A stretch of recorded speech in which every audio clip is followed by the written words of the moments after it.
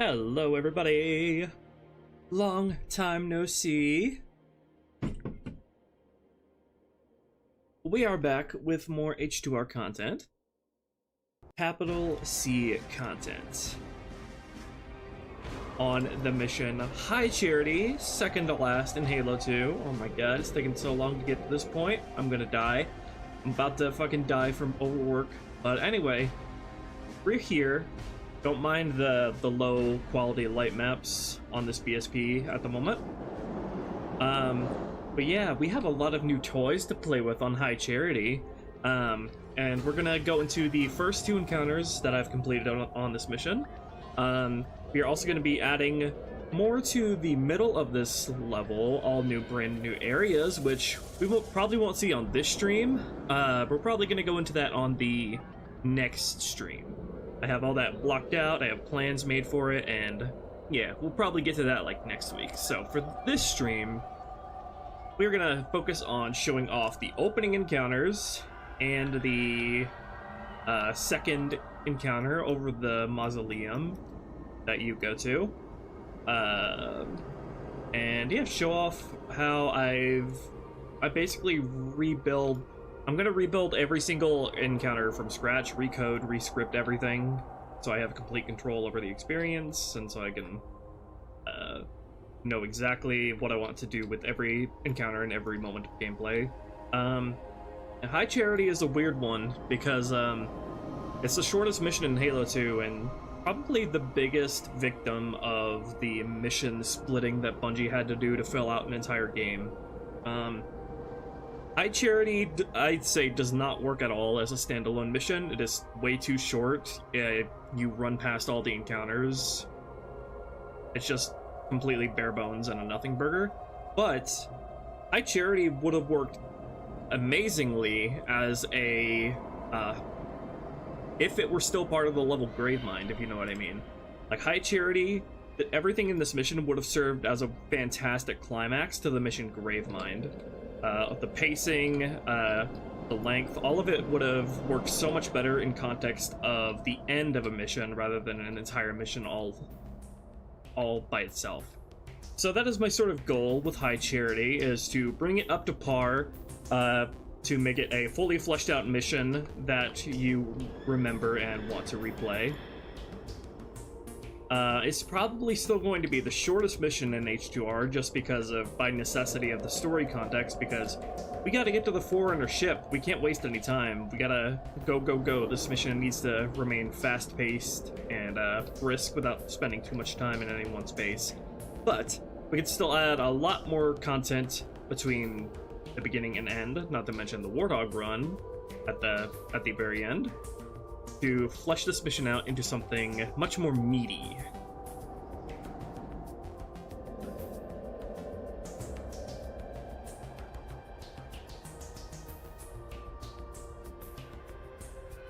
Now, before we show off the first two encounters, let me greet everyone in chat. Hello. Will there be references to the Marines that you freed and assisted you in Gravemind, or the implication of what happened to them? That's a really awkward one, because you can't carry that kind of information between missions, like AI information between missions, in Halo 2, so the player can either have 0 Marines alive by the end of Gravemind, or they can have all their Marines alive by the end of Gravemind. There's no way to know for which, so we just have to bite the bullet and just say goodbye to the Marines of Gravemind, because there's no good way of dealing with that, unfortunately.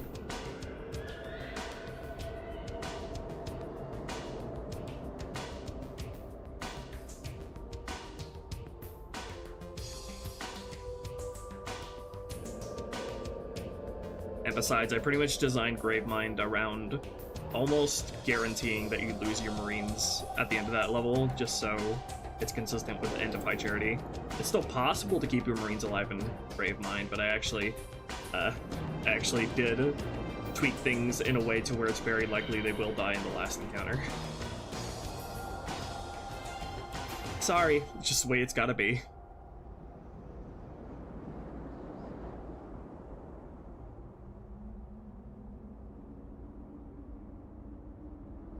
I do really want to play around with the horror aspect of this mission, that's for sure.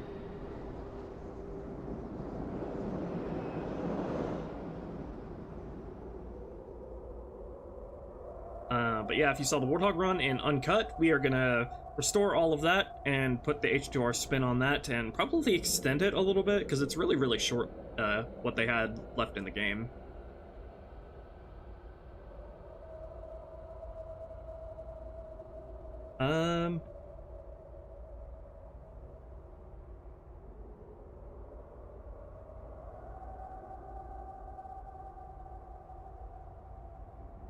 New towers, locations added to areas around outside the map. Definitely not new towers. The entirety of the mission still needs to take place in this single tower. That is just the way the mission structure is set up from a fundamental level. That would take way too much work to reframe into letting you go elsewhere in High Charity. But we can add a lot of stuff within this tower.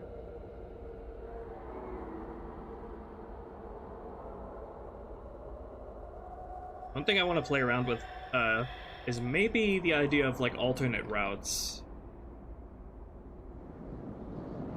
that still funnel you into the same place, but you get any unique experience depending on the path you take. Little stuff like that. Well, thank you, Felipe, for the 117. I really appreciate it, dude. That's awesome, and thank you for using Streamlabs.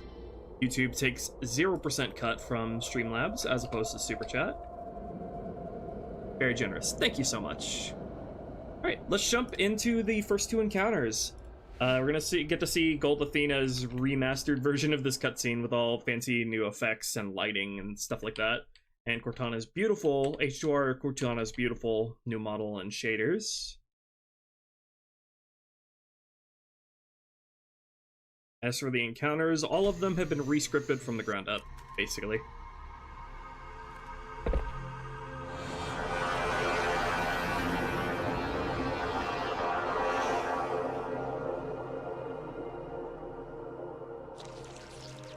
Your pal.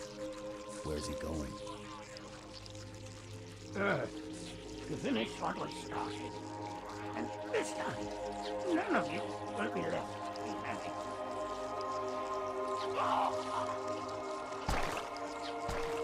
That structure in the center of the city, it's a Forerunner ship. And Truth is heading straight for it. If he leads the Covenant fleet to Earth, they won't stand a chance. You have to stop him. That brute has the Index. And Miranda and Johnson. He can activate the ring. If he does, I'll detonate in Emberclad's reactor just like we did the Autumns. The blast will destroy this city and the ring. Not a very original plan, but we know it'll work. No, I don't want to chance a remote detonation. I need to stay here.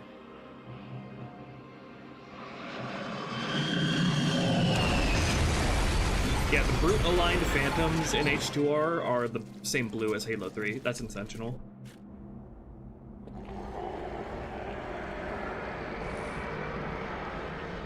Go full screen? Can you see it in full screen? I don't think you can.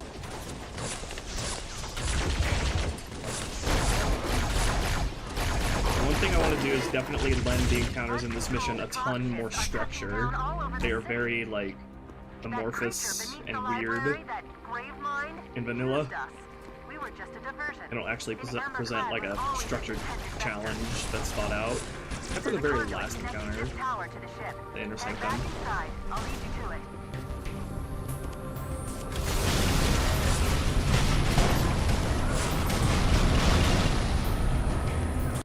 Let me show you that. I actually made the carriers that drop off from these pelicans explode upon impact.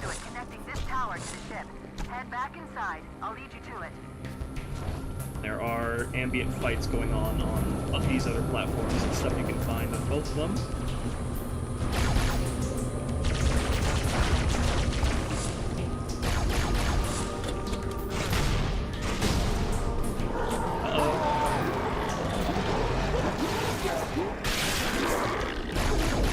And that's the introduction of the Flood form. Still in progress at the moment, but it's set up to be basically functional. Got all the sounds for them working as well.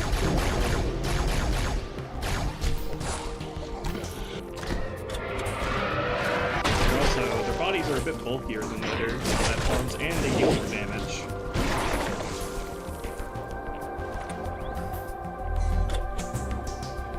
Got some stuff by the Pelican here as well that you can pick up. Want to get human weapons into the hands of the players as soon as possible on this mission, because there's like a severe underrepresentation of human weapons in Halo 2. Game audio's a bit loud, okay.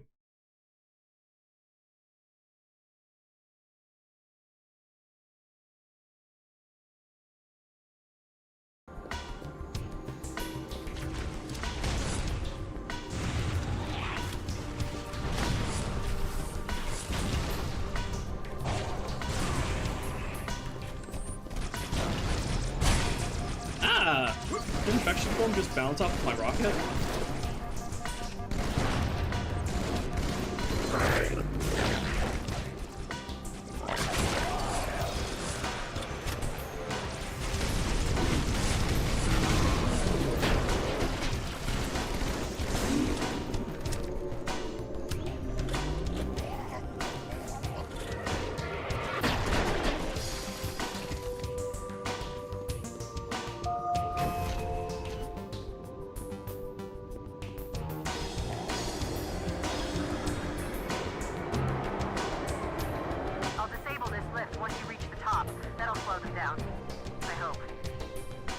Flood will actually respawn behind you there after you clear that encounter.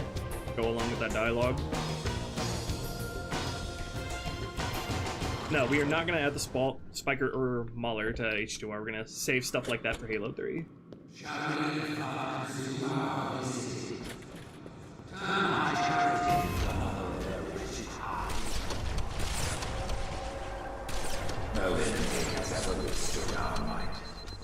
So this encounter has been completely restructured to be all about environmental interactivity, letting the player do things themselves. You get to deploy the platform yourself, and you can only ever go one way in vanilla, and you couldn't go backwards at all. In this version of the encounter, though, you can activate every single gravity lift and go back and forth as you please. Then, Pelican. So what we're going to do after we're done here is we are going to work on this encounter. For that Pelican spawn, I'm going to have a big rumble in the tower and a big boom. A little bit after that, you're going to see an explosion come through the wall there. In a big hole blown into the tower, and that Pelican is going to fly through that hole and start harassing everyone in this encounter. It becomes a matter of how you want to deal with the Pelican. All the drones there keep it busy.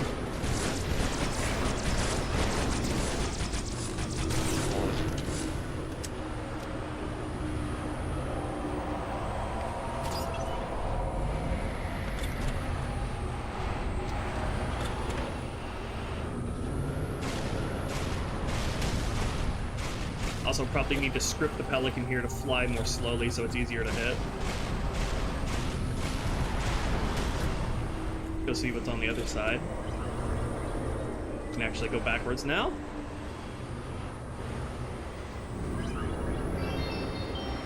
Thank you, Fireforge, for the 25 bucks. Been keeping an eye on this mod for a while. I am so excited for it. Do you mind elaborating on how you plan to balance the brute flood? Yes, I was gonna play twice, but don't worry. Thank you, Fireforge, for the $25, and thank you for using Stream Chat, or Streamlabs. For the Brute Flood, the idea around them is that they are slower, but more lethal enemies. They are bulkier, so they aren't destroyed as easily as the other combat forms. And they also have a Berserk state, which we haven't seen just yet.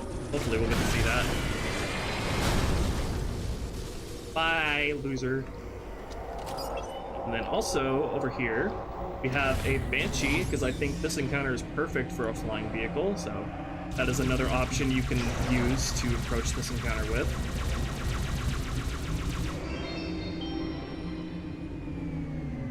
Been keeping an eye on this mod for a while. I am so excited for it. Do you mind elaborating I'm gonna make some visual changes to the this tower here to make it obvious that this is the way you're supposed to go. Don't get lost. Ah!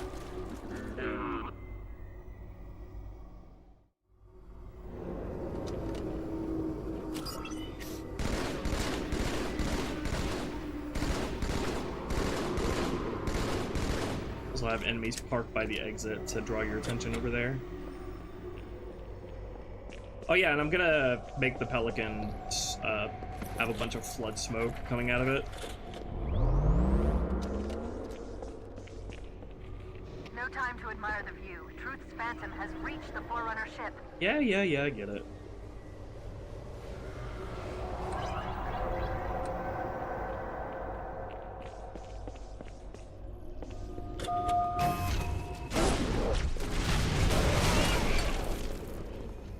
Also want to get the brute shot in the player's hands as quickly as possible here, so it is very fun to use against the flood.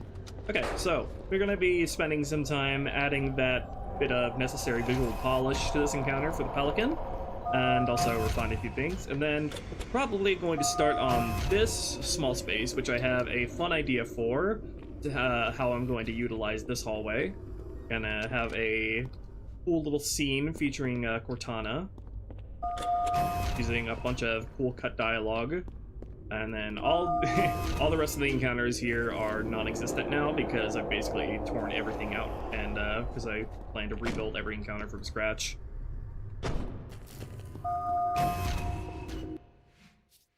Whew. Okay.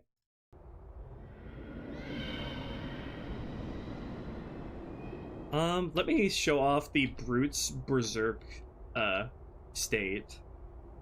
We didn't get a good look at that during the playtest.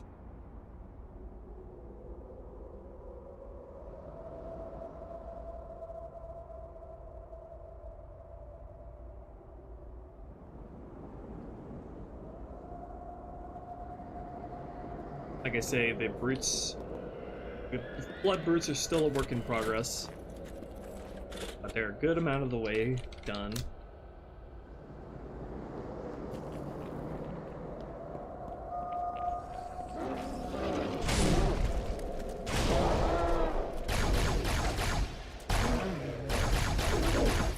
There we go. Just like their uninfected counterparts, they will go into a berserk, and their melee is very hard hitting.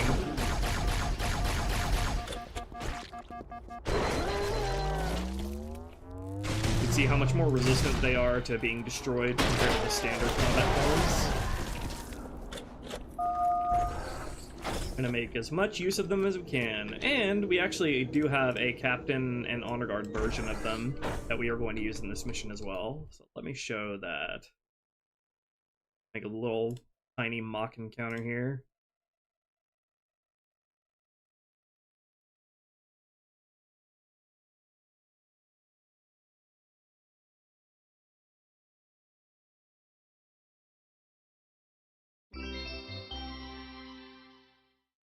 Thank love you, Halo, and love your work.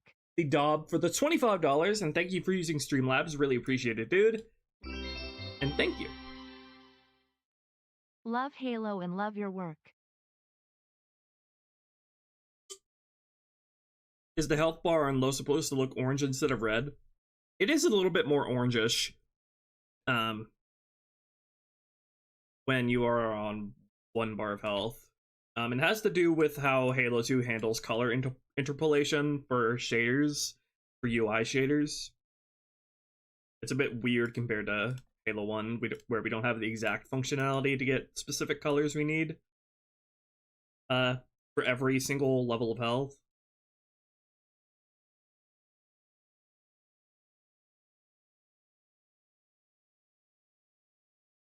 Plop some boys down here. Click combat brute captain.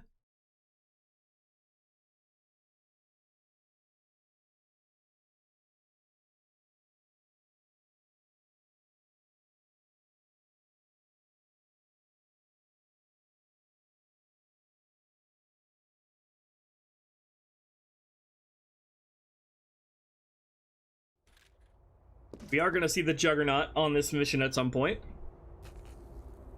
I have had a lot of fun working the Juggernaut into very memorable moments in every mission that has the Flood.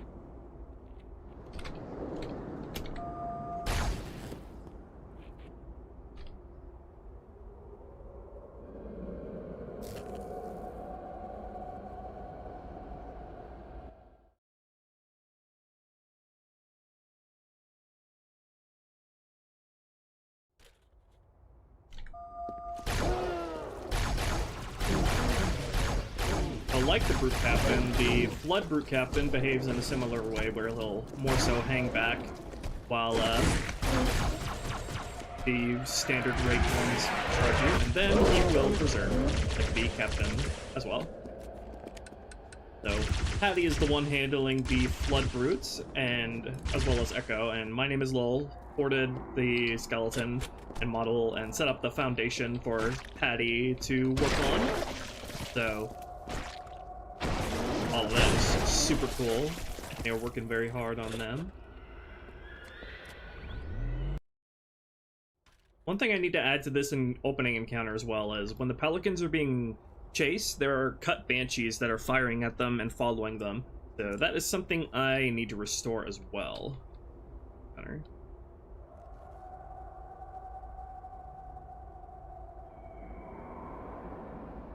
Okay, so the first thing we need to do work-wise is we need to, in the upper mausoleum here, what side am I on? I'm on the right side.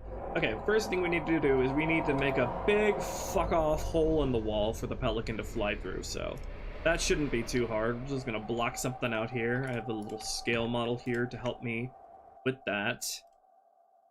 Let's just grab our knifey-wifey tool. Dig a hole in the wall. Extrude that son of a bitch.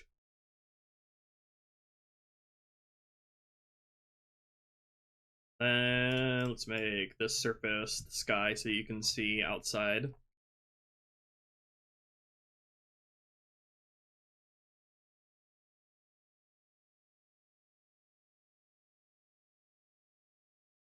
Okay, I'm gonna add a fuck ton more detail to this hole to make it look properly destroyed and everything and all jagged and stuff. I just need something for the Pelican to fly out of at the moment. Let's make sure it can fit.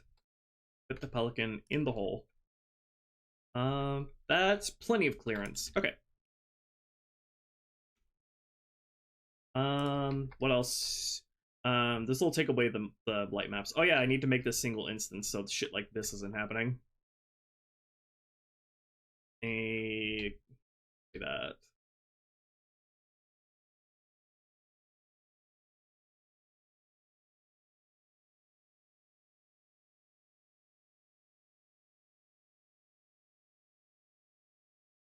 Take this away.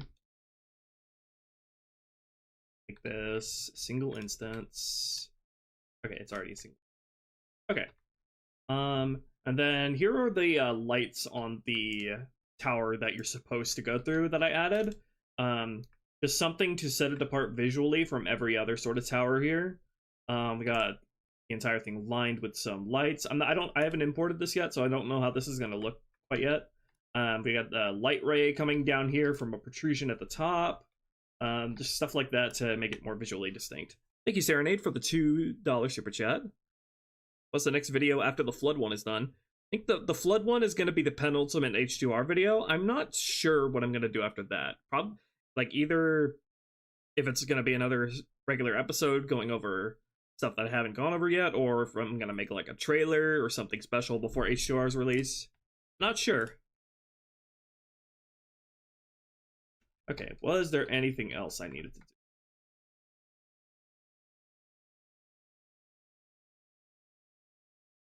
And I don't need to worry about that hole being seen before the explosion happens, because the way I have it set up is it's out of view, and whenever the hole comes into view, you're already... the explosion effect will already play. I've scripted it to where it waits until the player is like certain distance up, or is looking in that direction to play the effect. And I have a good idea of how I want the effect to look as well. Alright, so let's import that.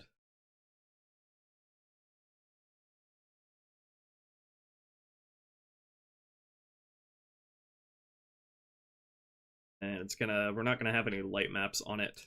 I'm not sure I want to relight it on the stream, because that'd probably take over 10 minutes. Alright, so everybody say goodbye to these beautiful light maps and our nice glowy lights casting onto the environment. Say goodbye. Everything's about to get really ugly.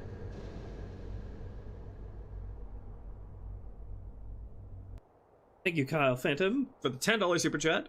The wait is killing me to play this mod. I've been waiting years to play it. It's killing me to get it into everyone's hands. I need people to play this, for fuck's sake. It's been 4 years. I'm super excited as well.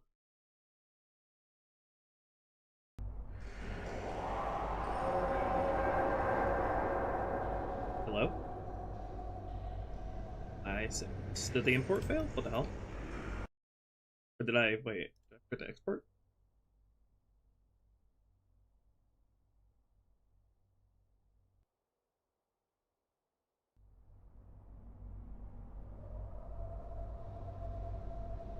The hole should be here.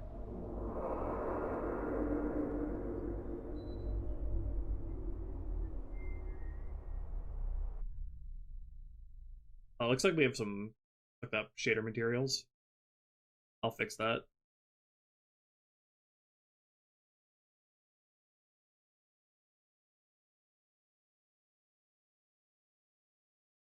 Why do we have so many open edges? Structure BSP is too large. Oh. Okay.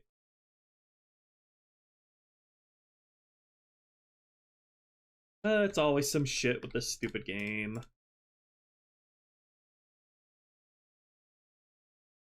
I have a bunch of like testing stuff over here. I can just delete this.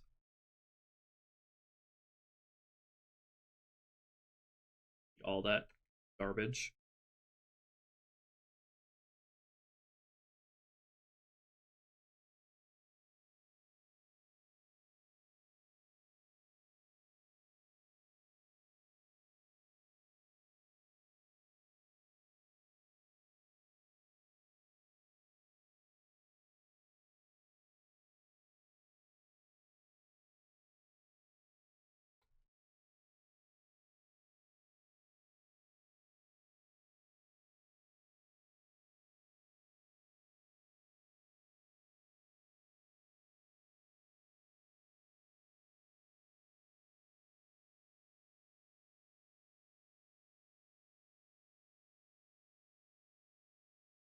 Oh, that changed the positioning of this.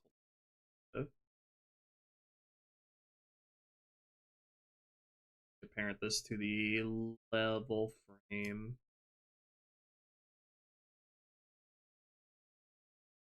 Blender is so annoying how you can't copy and paste something without it creating a bunch of stupid garbage duplicate shaders.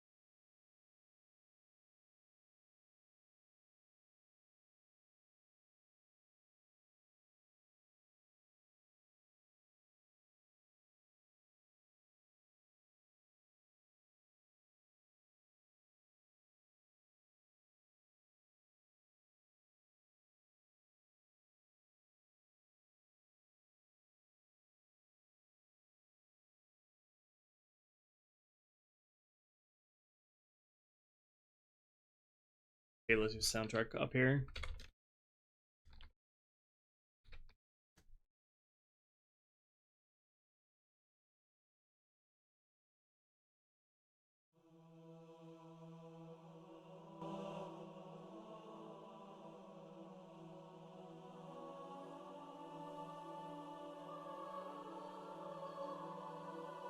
Moments where you see the lesser prophets running for their lives getting eaten by the flood. I do intend to use prophet miners in some capacity, probably not in super major way, more as environmental storytelling.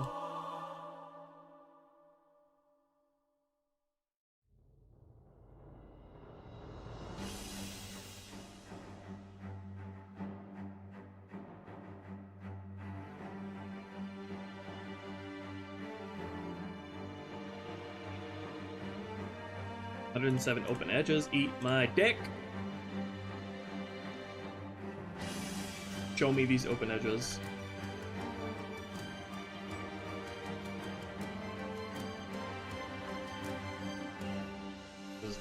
Two-sided music.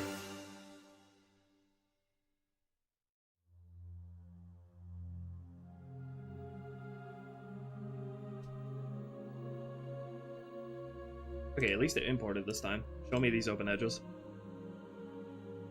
that are magically appearing. Why is the normals on this so stupid? Why are the normals flipped inside out? It looked fine when I looked at it here. But normals are fine. What are you complaining about?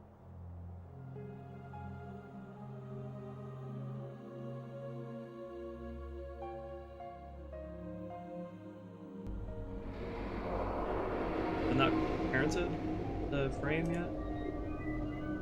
Could be.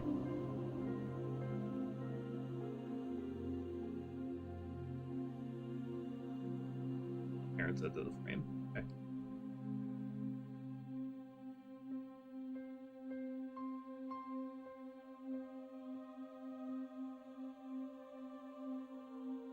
Armor color variety for the elite flood? Yes. Almost every elite rank has a corresponding rank with the flood elites. So minor, major, ultra, stealth, spec ops, bellet.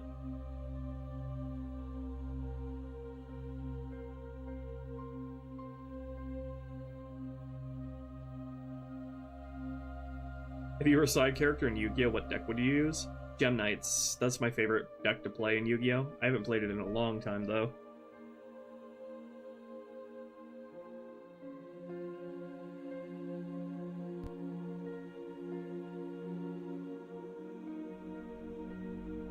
And voila! Oh, it's still complaining to me. Oh, it's because of this stuff over here.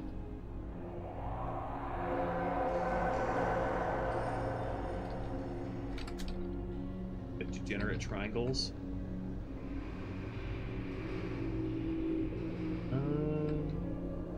I'll make all this look like not shit later. It needs to be functional first.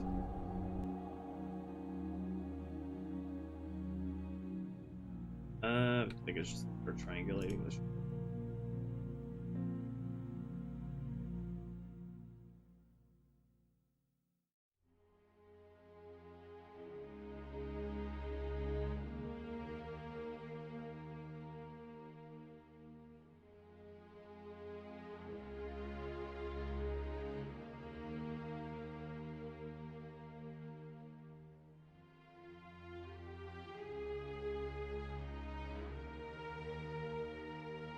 Fill, open edges.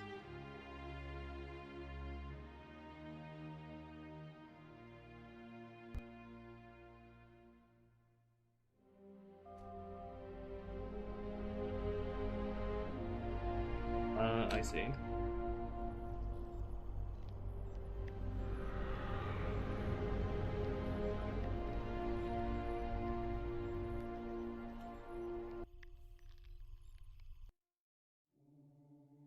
And this crap up. What the hell's...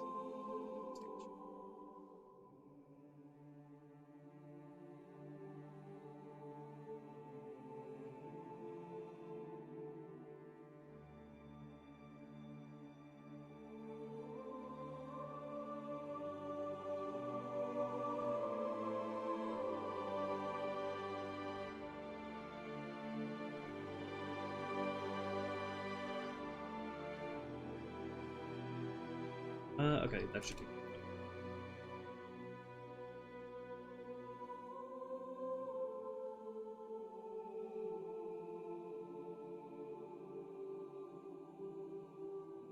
Tweaks are polished to the Juggernaut, like a giving with direct rocket or grenade stick. Yes, all of that and more, much more. Juggernaut has been made a proper, shippable AI. Lots of features and bells and whistles.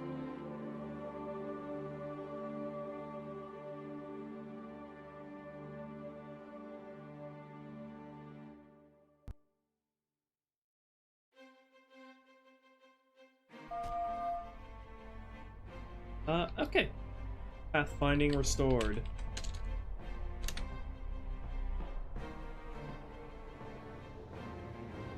Alright. We got a big hole. It's not showing the right skybox, because I think I have to set a material for that. But anyway. It is good now. Let's shove the pelican in the hole. As we often do.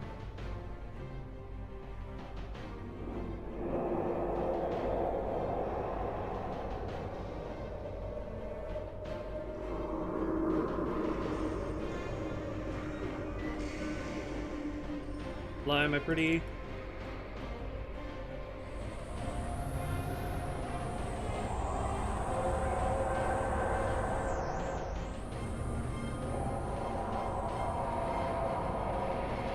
Gotta give this guy special scripting to boost really fast and come to a stop.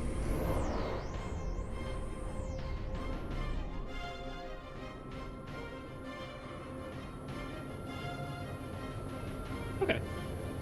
Nice, nice. Okay, first let's get the Pelican a command script to do what I need it to. So let's go counter upper mausoleum, Pelican script. There it is. Alright, script, command script, CS, pause, Pelican, CS enable, pathfinding failsafe, CS enable, dialog, CS enable, anything yet, CS vehicle boost 1. Thank you, yep, for the resub.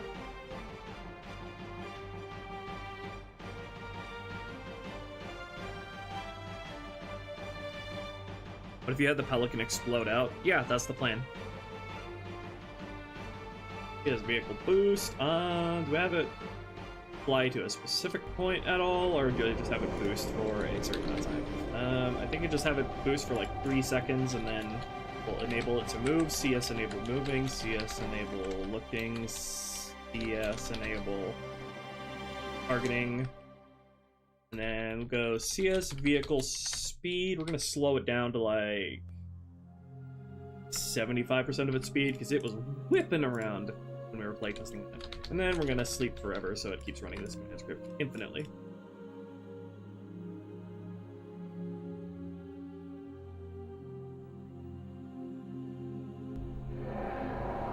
Give that command script to the pilot.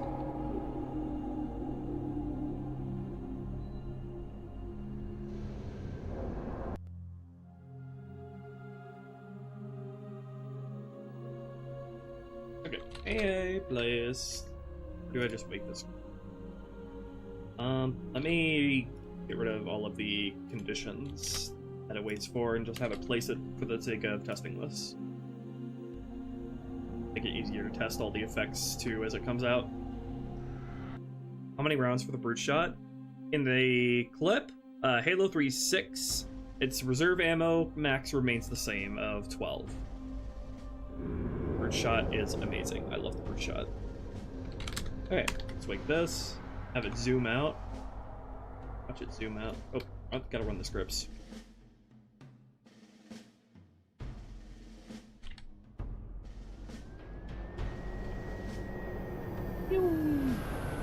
Okay, probably need to. Oh yeah, I forgot to make it stop boosting. That's probably really important. Otherwise, it's gonna have some problems.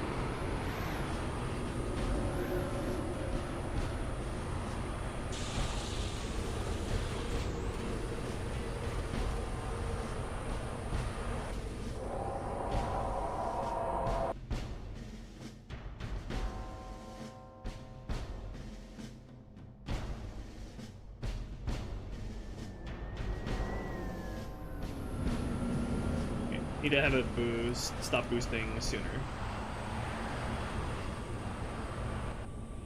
Gonna burst onto the scene.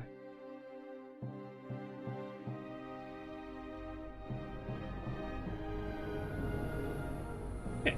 I would prefer to have it like fly a little bit more downward as it's coming out.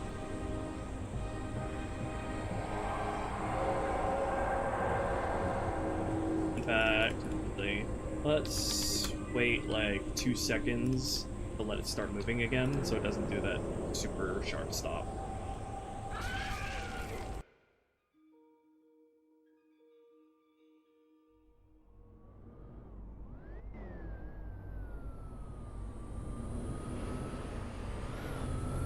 Okay, nice. Let me add a little bit of a downward trajectory to it, to its flight path.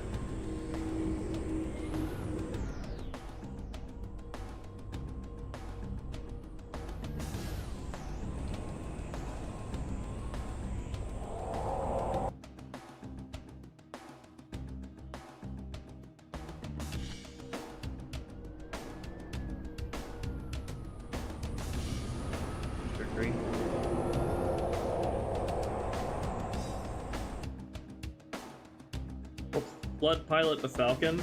It would be good if I could find some way to use Blood Falcons here. I'm not sure yet, though. I think when it's boosting, it automatically defaults to, like, look down, or look straight forward. Oh my god, Halo 2 is so fucking broken. The pitch for spawned vehicles is just not functional at all. Tell it to look down, and instead it rotates on another axis entirely. I love this game.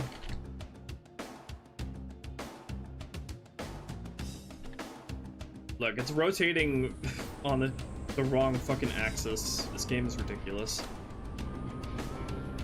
Okay, let me give it a point to fly to then.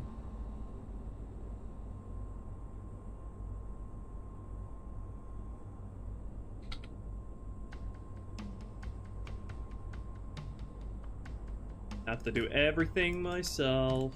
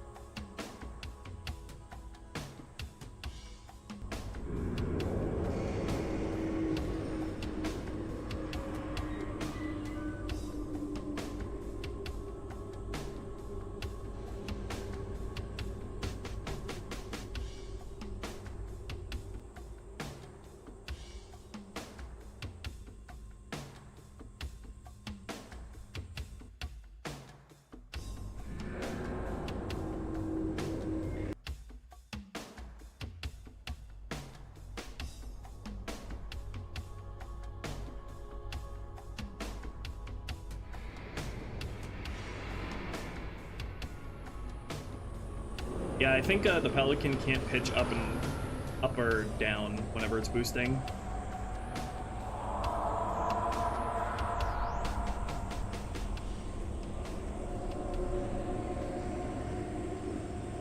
Have to spawn lower then.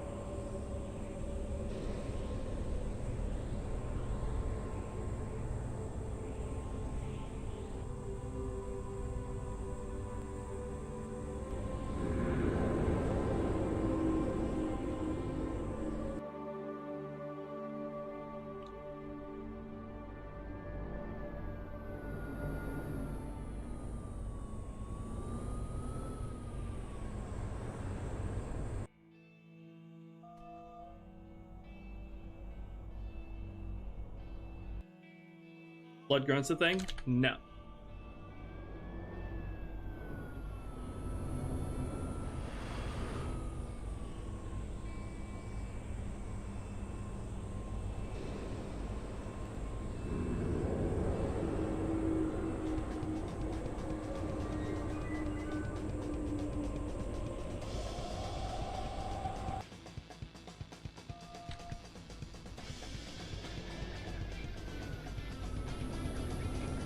Nice, I like that. Let me see how it looks with how it reacts to that with drones already flying around the space. Copyright? I don't know if Follow Me is copyrighted. Or if Follow is copyrighted. I know Breaking Benjamin is. Even if it is, I can just mute the audio, I don't really care.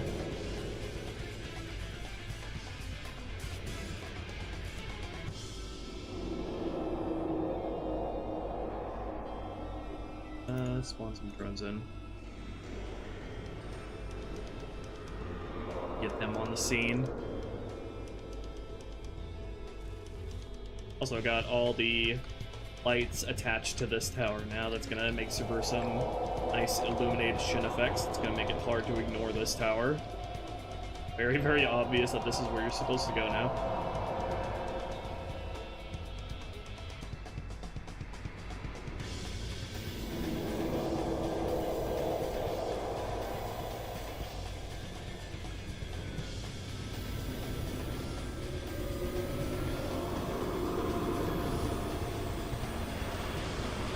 And it is much less crazy when moving around now. That's good.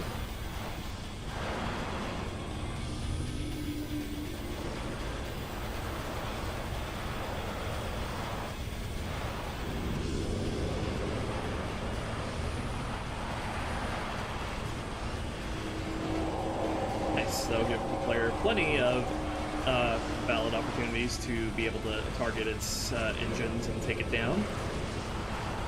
Our Pelican does take massively extra damage when you target its wings and engines.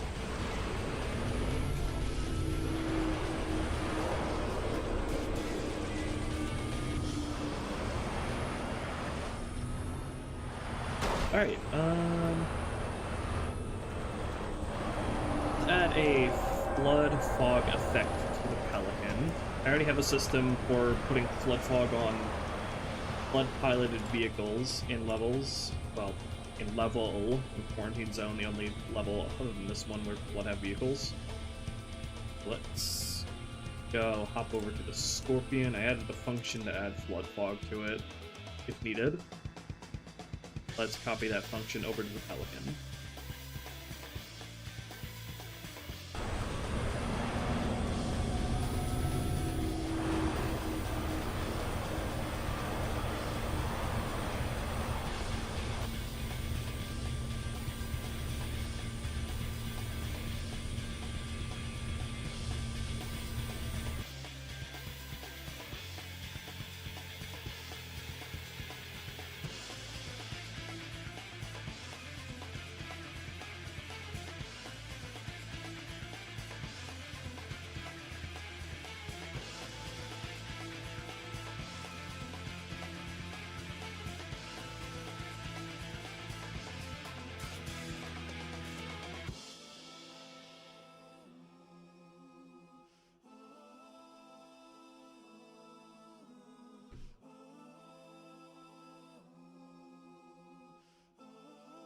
Alright, flood fog.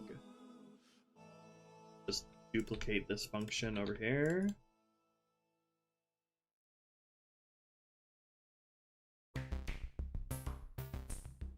Flood vehicle smoke. Oh no, the Pelican's actually at a maximum number of attachments. Our Pelican is just too complex, I guess. How would I get around this? Maybe I could do something stupid and attach like a flood smoke emitting scenery object to the Pelican. If there's not anything here that I can get rid of.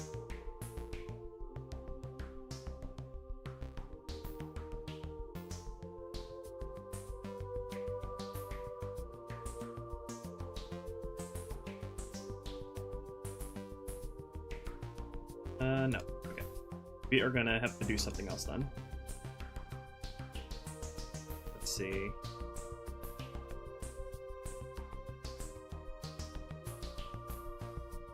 See if I can make some kind of scenery emitter and then attach it to the Pelican.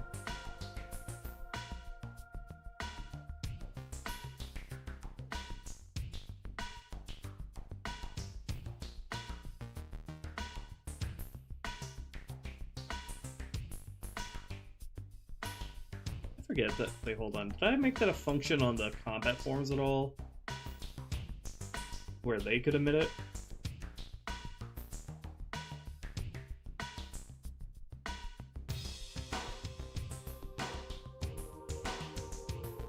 Oh, I actually did! That's how I handled it. Okay, let's pop over into the quarantine zone script so I can set that up. Copy that function over. Excelente. That means the flood fog is going to be emitting from the pilots, and not. I would rather the flood fog be coming like out of the cargo hold of the Pelican. So I wonder how that's going to look. We'll see. Let's see how this.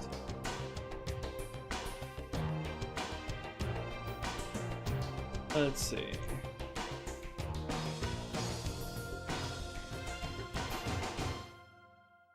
Flood fog bit.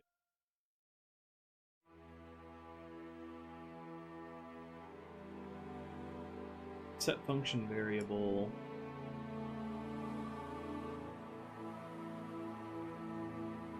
Okay, yeah, we have the pilot emitting the effect now, but I prefer it to be coming out of the cargo bay.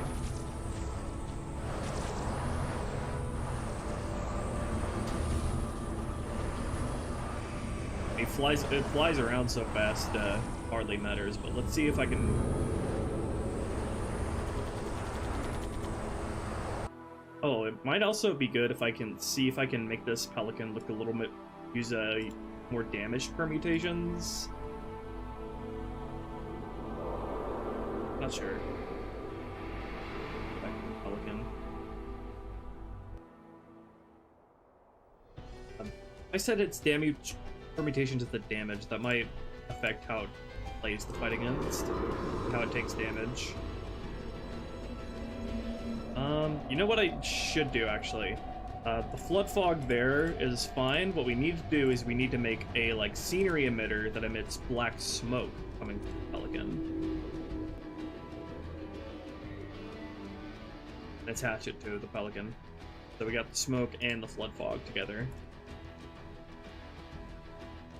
Go scenery.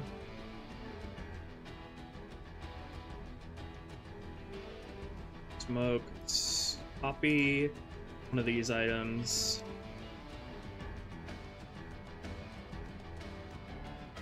Pelican smoke scenery.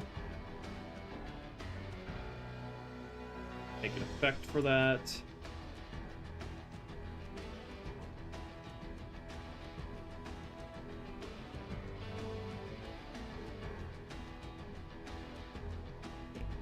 Get that in the mission, patch it to the Pelican, and see that it works properly.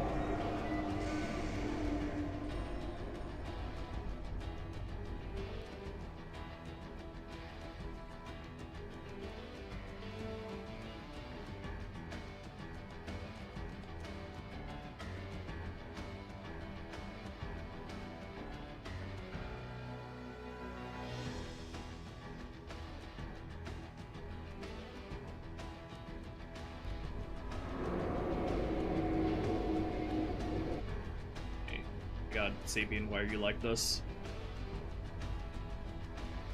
Plop the smoke effect in here.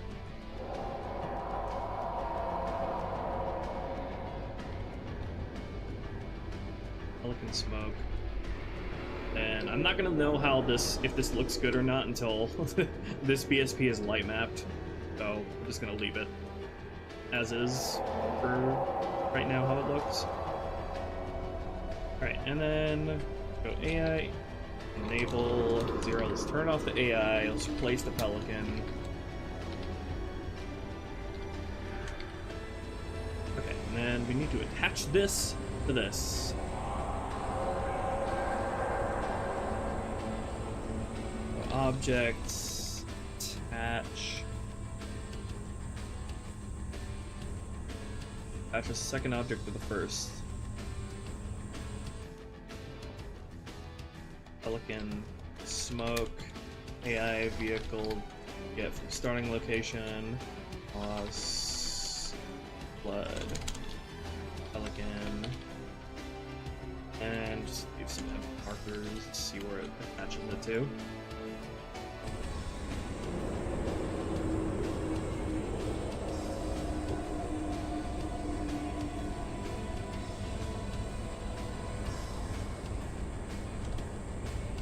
wrong attachment order.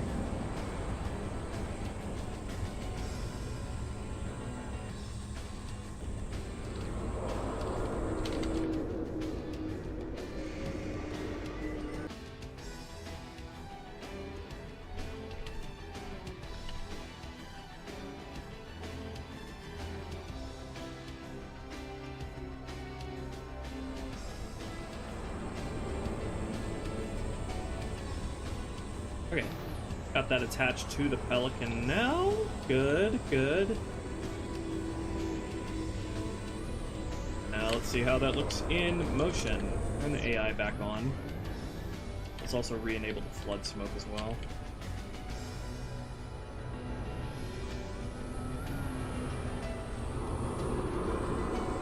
Okay, we definitely need this emitter to emit a lot more often, so place more often. So you can see how it looks better in motion.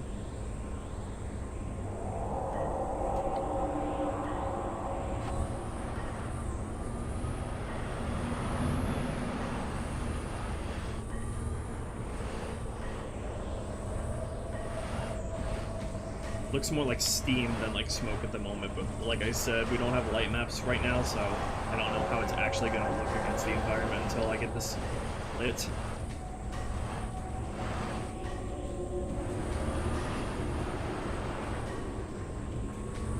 Probably need to change the particle physics here to be more like hot smoke as opposed to like cold, sterile smoke. I don't know.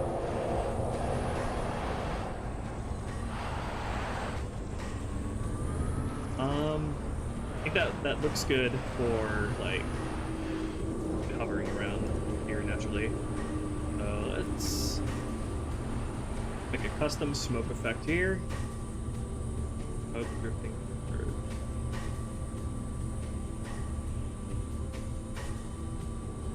What if I use?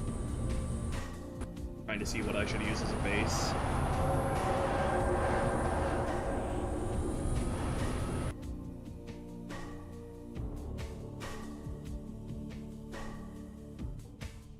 I always have chat on my other monitor, Botbra.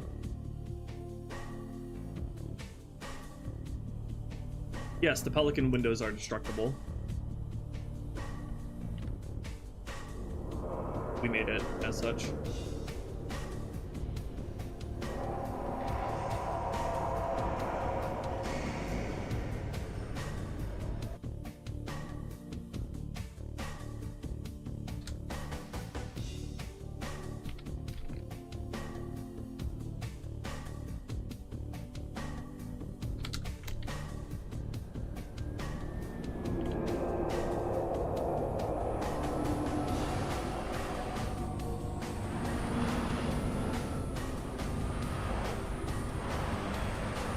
Actually see the smoke.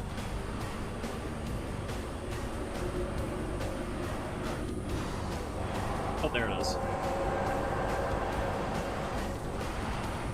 let me revert it back to the other effect and use that as a base.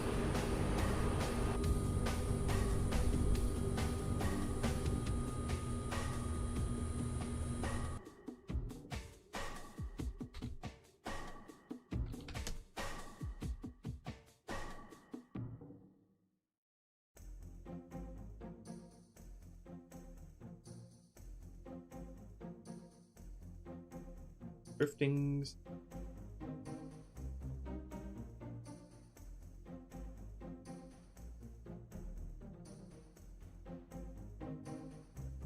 Okay, let's make it emission rate.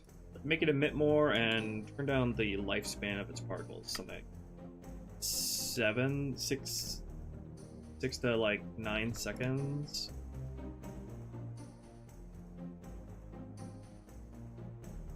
Have it emit out a fast pace. Increase the size of the particle, maybe. Change the color.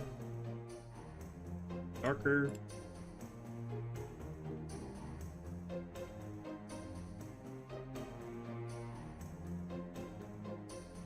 Okay.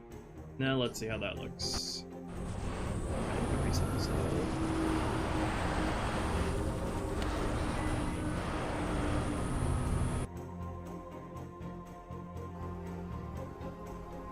We also set this to be list.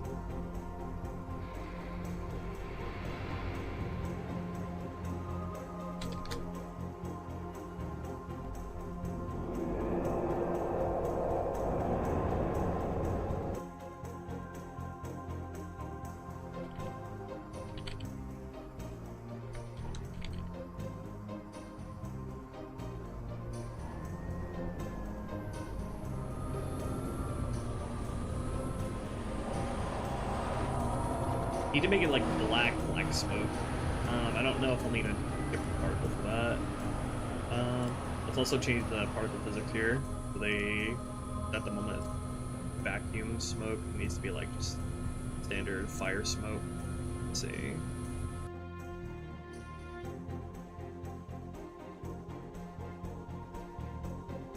Smoke explosion, smoke ambient.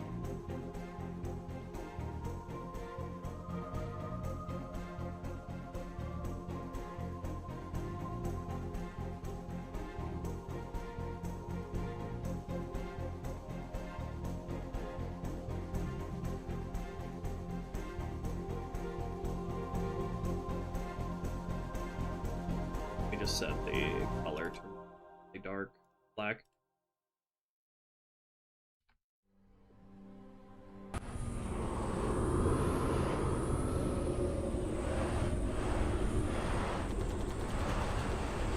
Yeah, I need a different particle. This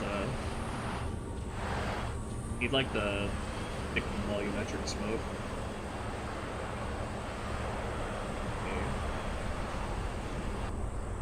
Effects, generic smoke.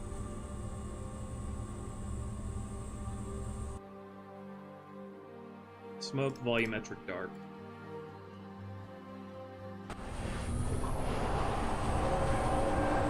There we go, that's more what I had in mind.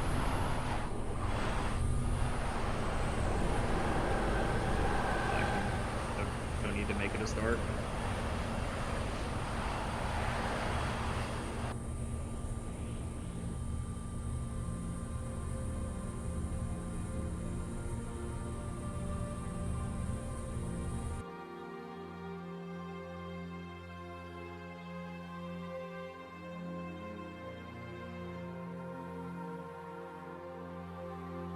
Change the particles.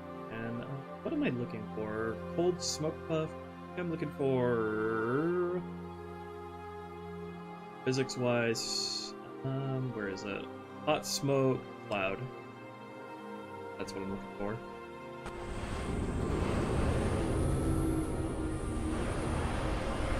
Need to have it rise into the air.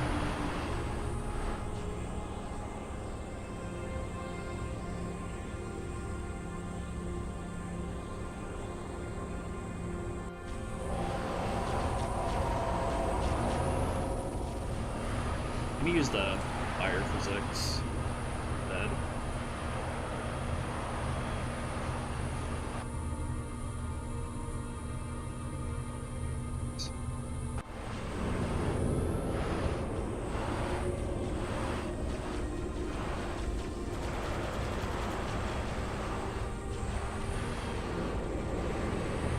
There's also another particle that I'm thinking of that looks good for this. We're barbecuing the pelican on the stream. Getting it nice and smoky. Drifting black smoke?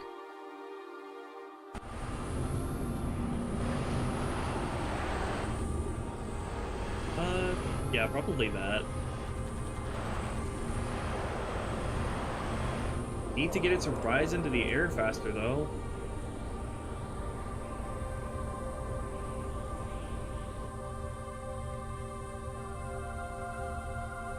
Needed something more urgent. Fire burst.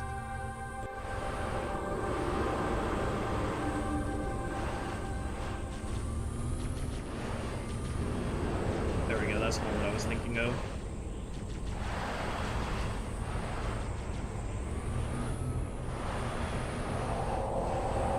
What I would like it to do, though, is I would like it to emit out of the back of the Pelican at that angle. So let's see if I can play with the emission angle here. Relative direction, let's set its pitch to 90 degrees, set its initial velocity to very high, let's go like N6. Direction is it coming out of? Okay, yeah, that's the direction I wanted it to come out of. Not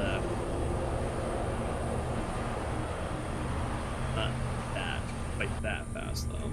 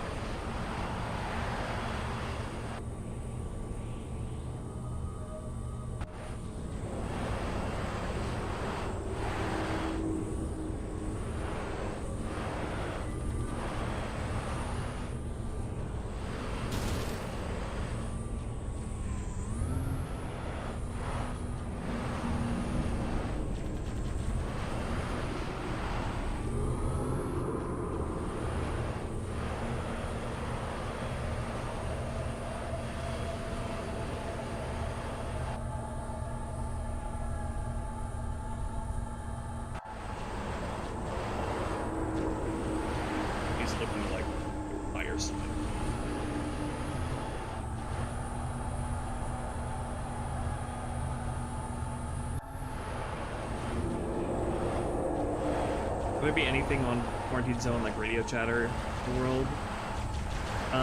Nothing like that at the moment. We do have some. I do have spooky radio chatter stuff on Sacred Flag. Let's see.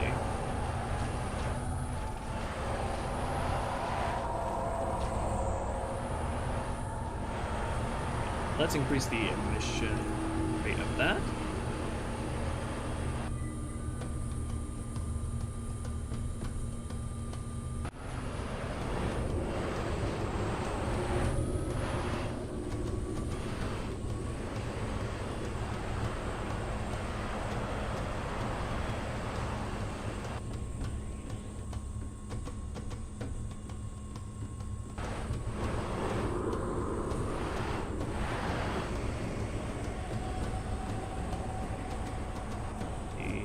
Angle to be a little tighter.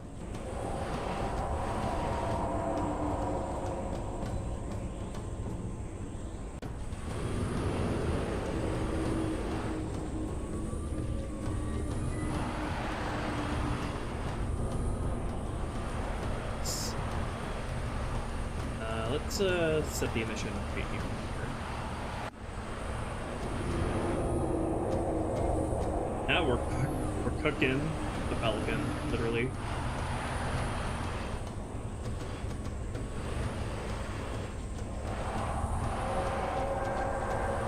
Okay, let's move that forward a bit. Translational offset. What am I looking for? This one. Move it like 2 world units forward.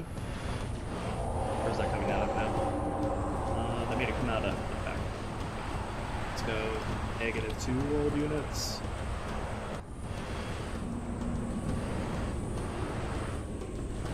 I saw your message, bot bro. Don't need to repost it over and over.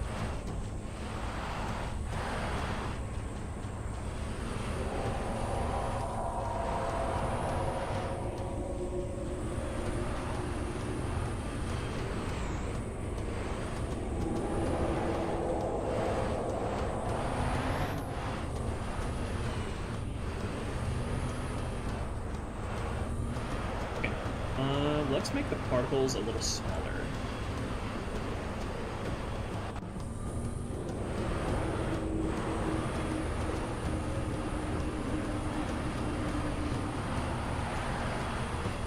Radius of 1 world unit.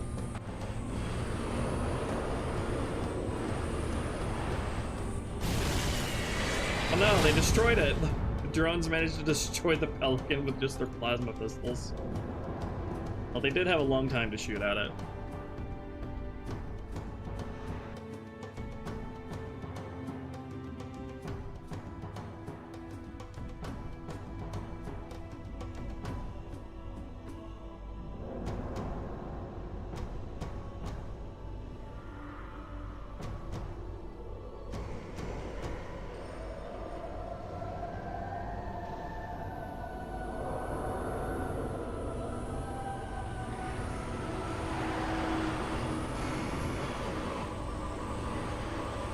we go. Looks properly nasty.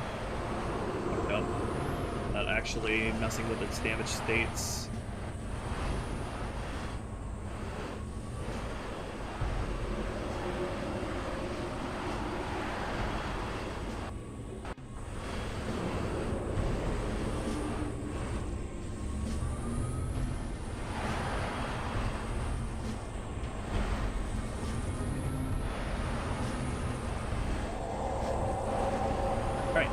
Let's do the explosion effect now. Let's put a flag here. Point it in the right direction.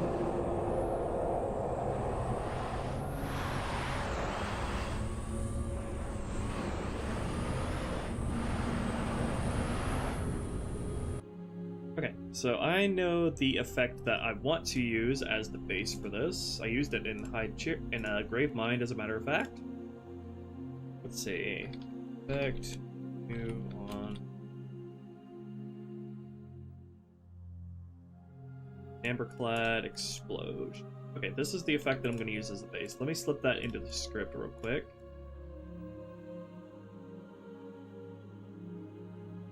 And we'll make a copy of that and adjust it as needed.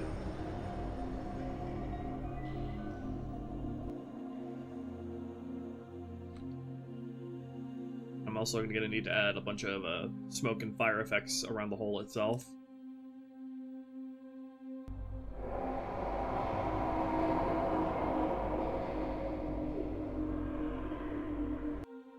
How will the player know the Pelican can be destroyed? Because they already fought some Pelicans on Quarantine Zone.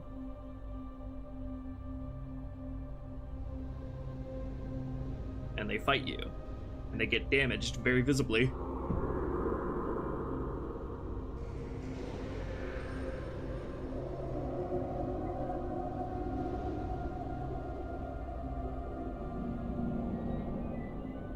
Ah, that's a little too big.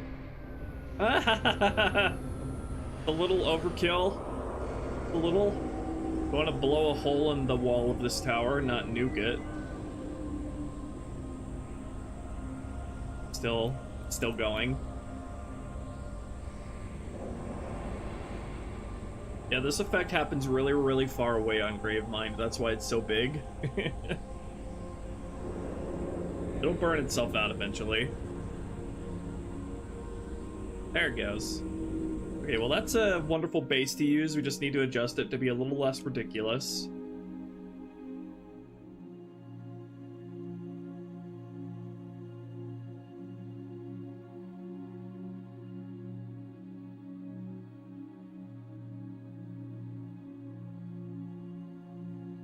Okay, effects, scenario, solo, high charity, Amberclad explosion. Alright, Moz explosion. Okay, let's tone that down a bit.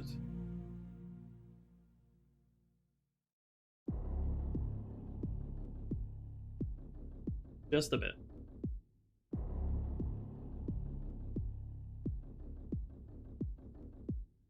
Guys, emission radius 50 world units.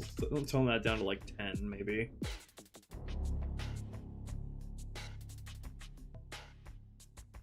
Particle size. Reduce everything by like 80%.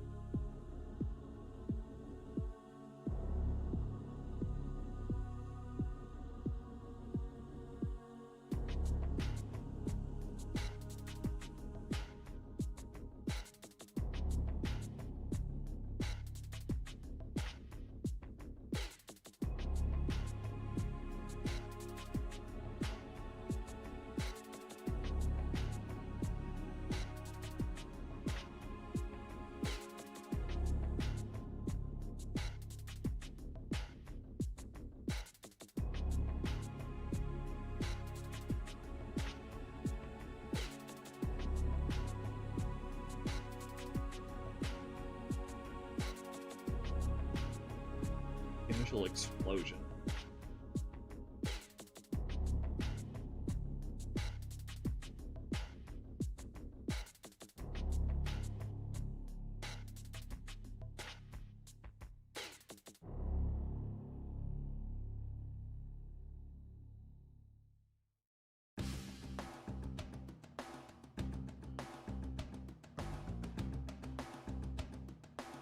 So many particles associated with this effect.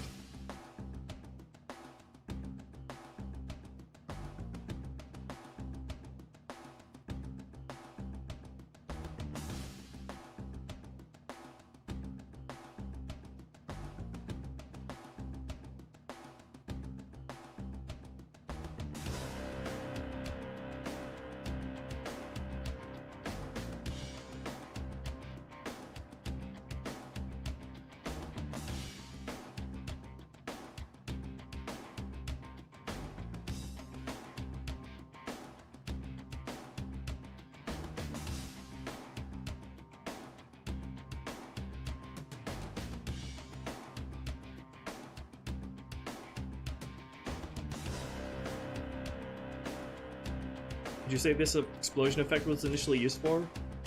It was for on Gravemind when the Enamorclad flies over and crashes off screen.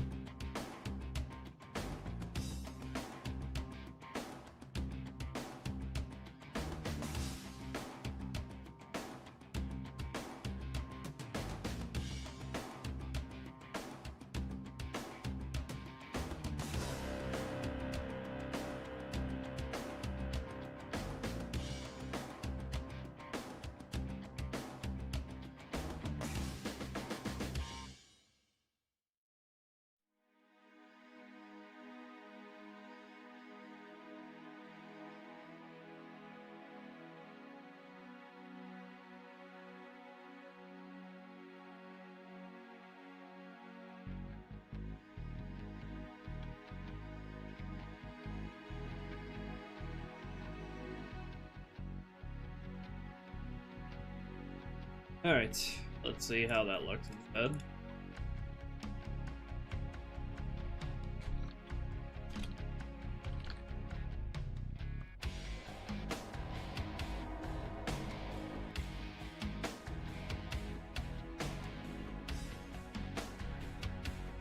That's a lot more reasonable. Still a little overkill, but getting there.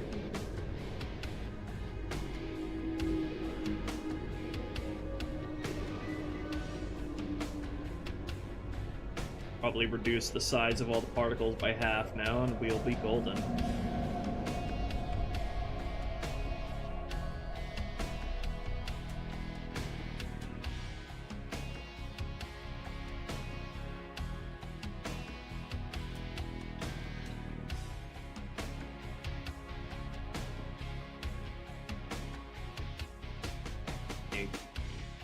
Sound.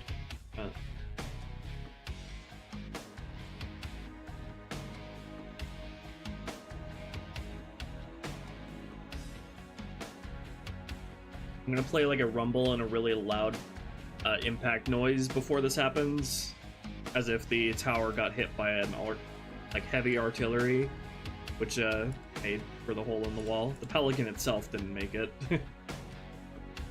That'd be some crazy weaponry.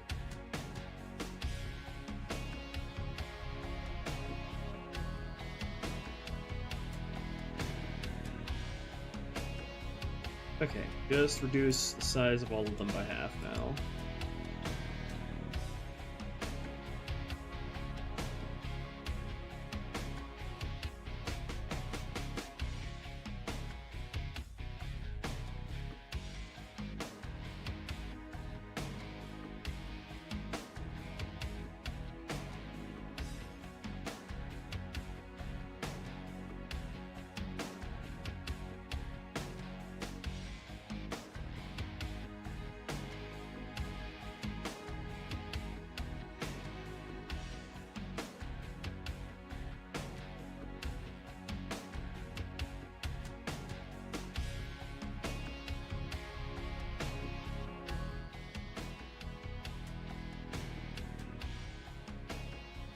Cut Act 3 of Halo 2. Would any of that content show up in H2R? No, not in H2R. Not Halo 3 either, because I don't see how you could fit that sort of stuff into Halo 3 without some serious planning, restructuring.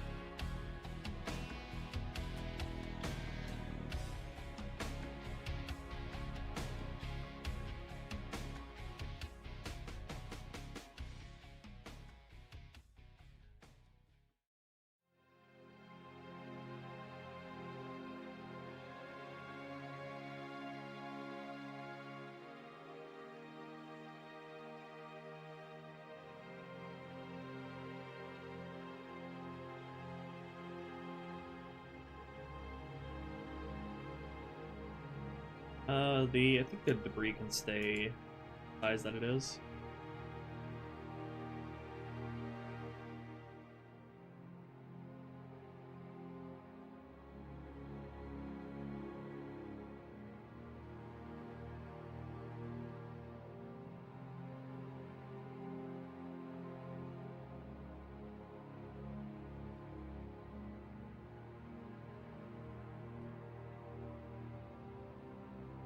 Alright, how does that look?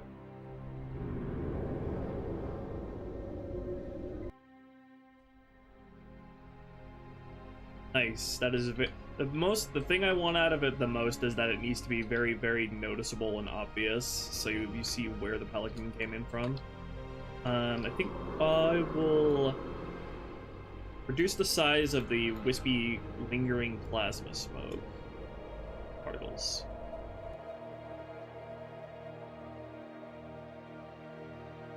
Further reduce the size of that.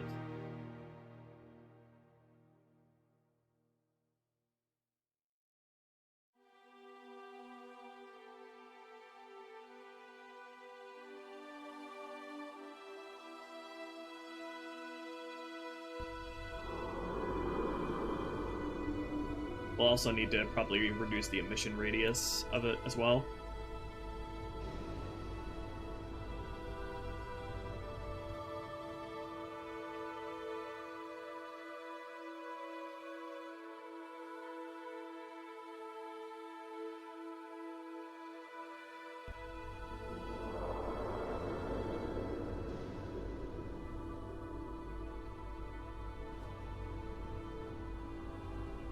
And we'll need to place it or inside the hole. If I can see.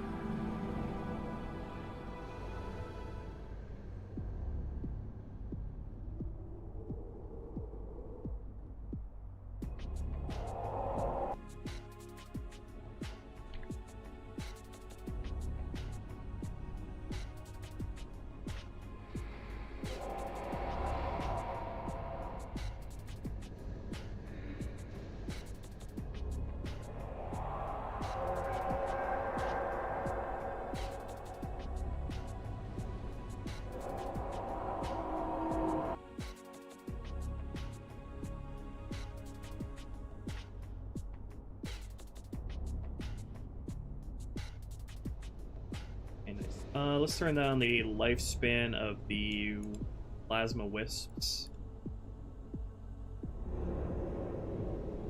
This one.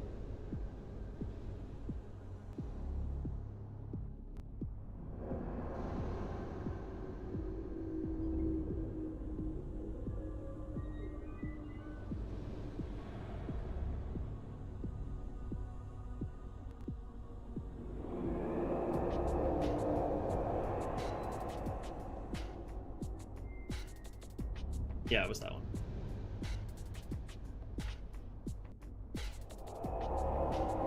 Have it point So I need to fix the emission of the debris so they're not clipping through the geometry and they're only coming out of one direction.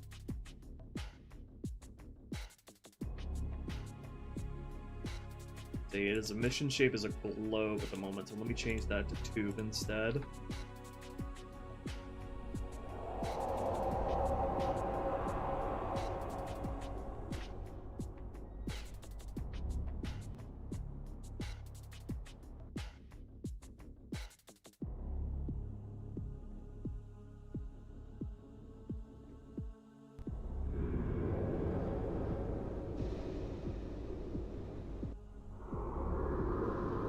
Go.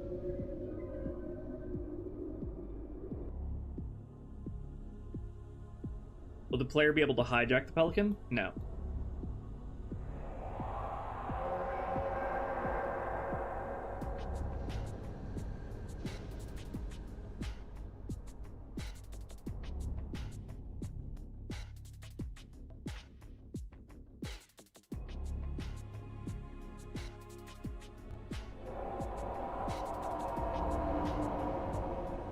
Whew, that's nasty.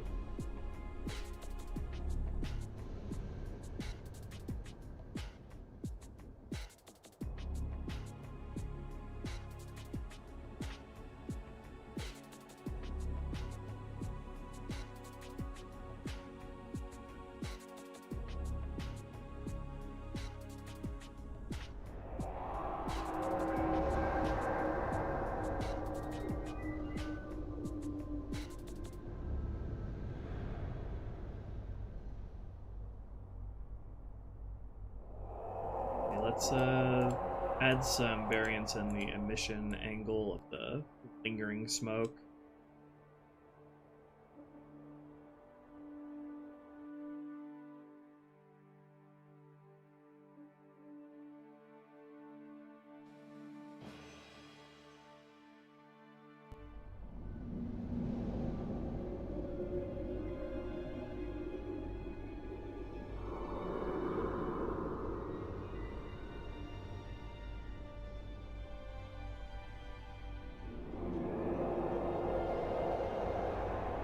Can't fucking see what direction it's facing.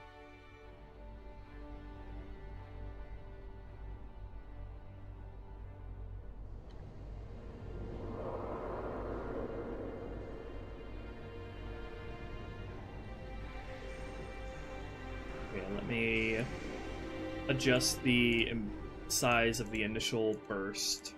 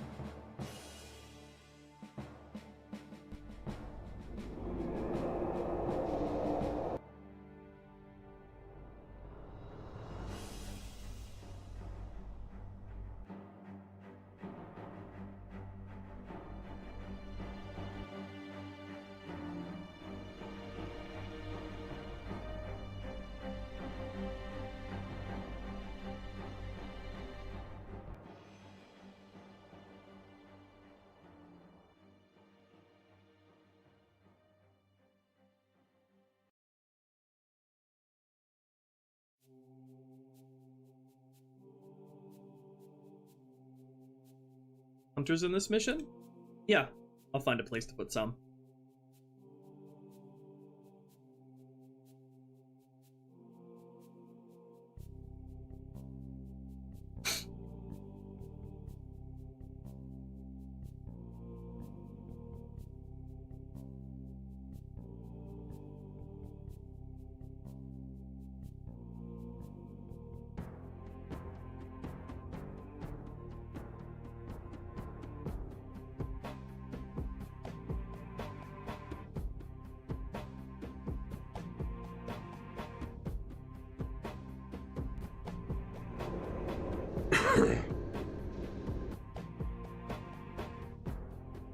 What happened to the flare?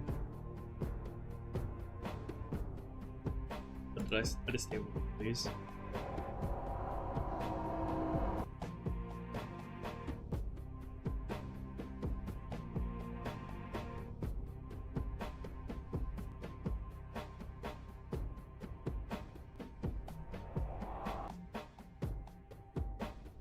You rebalance Uprising in your last stream? Yeah, you can find it in the stream playlist on my channel.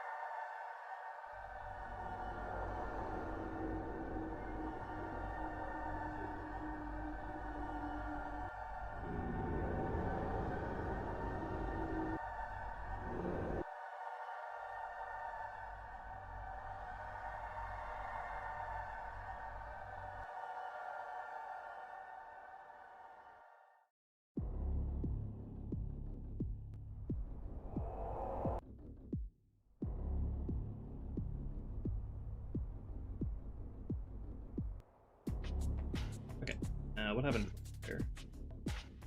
Size that back up.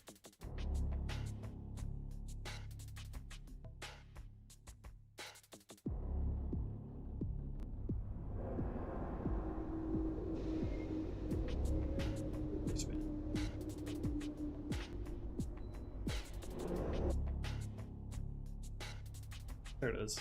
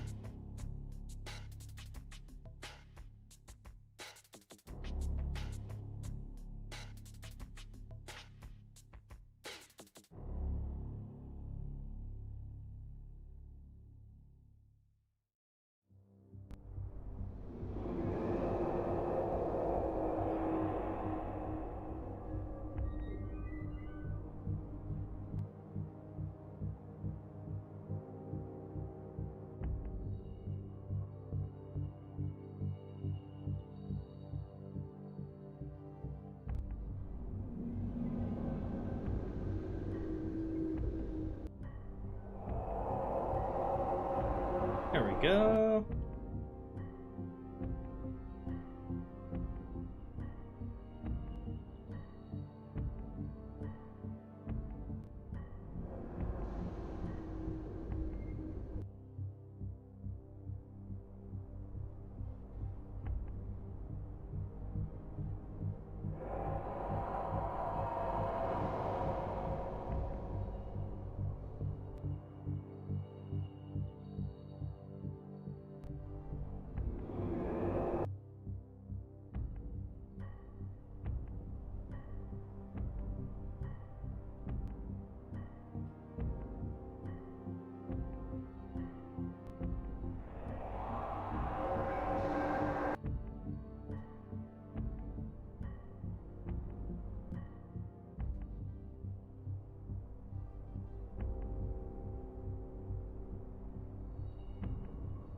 Feasible to add a hidden marine ODST somewhere? Maybe as an Easter egg. I did that on the Mon Halo CE. It was funny.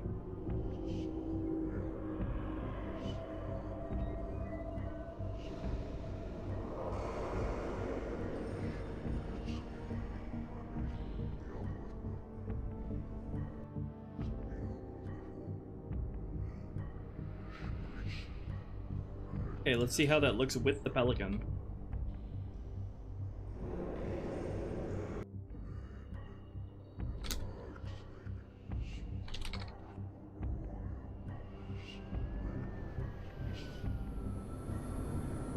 That's awesome.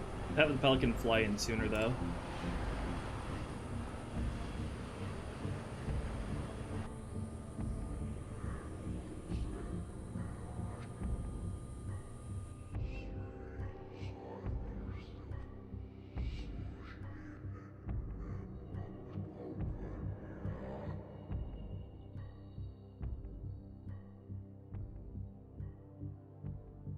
Delay that explosion by 45 ticks. Add more foliage to High Charity? In some new areas, maybe put like potted scenery. Awesome. Okay, now we need to add the rumble effect as it comes in. So let's see.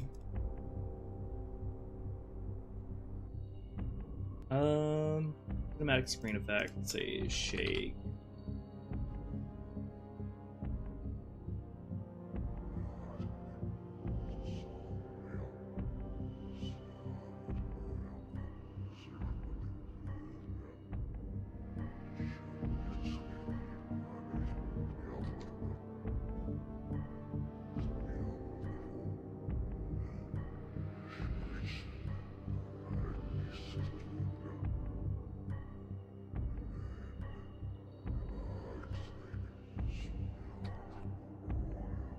What script function did I use for the shake?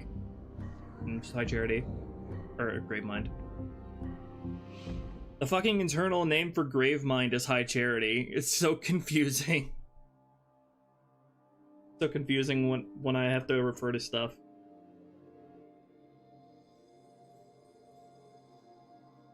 I put a bunch of ambient screen shakes and damage sounds to simulate the Brute versus Elite ship battle happening outside of High Charity during Gravemind. Kind of like what you see, what happens on the Pillar of Autumn, where you have those ambient rumbles in Halo 1.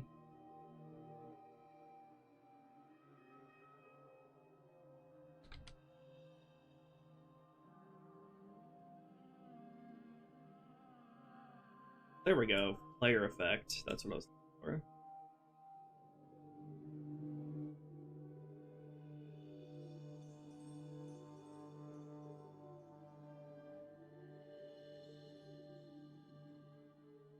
Double this effect. It's gonna be very loud and violent. Happens.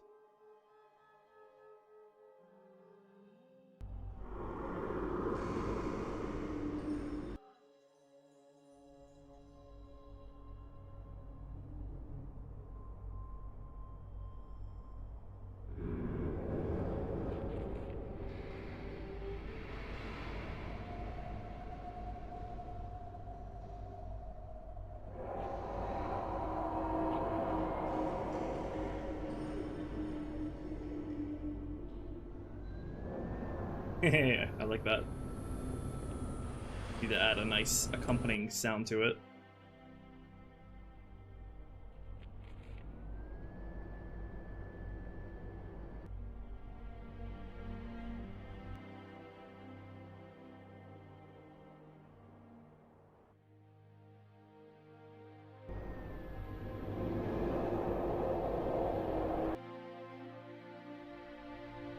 Added flocks for phantoms flying around. Yeah, all that kind of stuff. I went crazy with that on Gravemind, and I'm gonna do the same on this mission. Of course, need an accompanying sound of that explosion as well.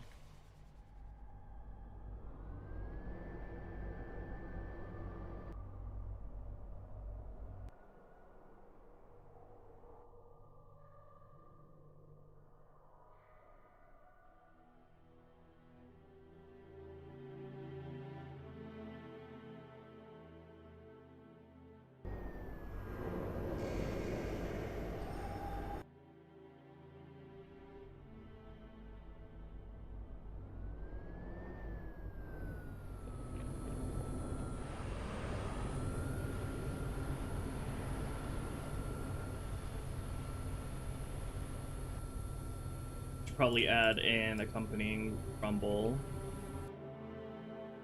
for the Pelican breaking through.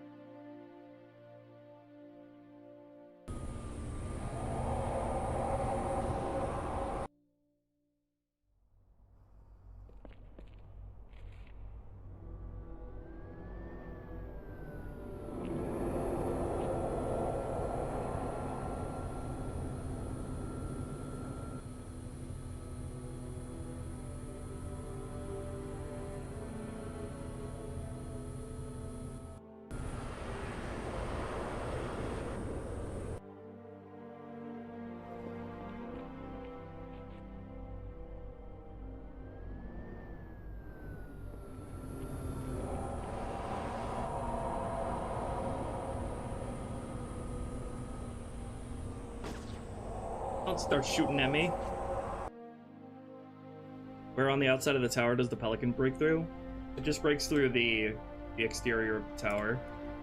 The idea is that a flood shot the tower with heavy artillery and blasted a giant hole into the side of it.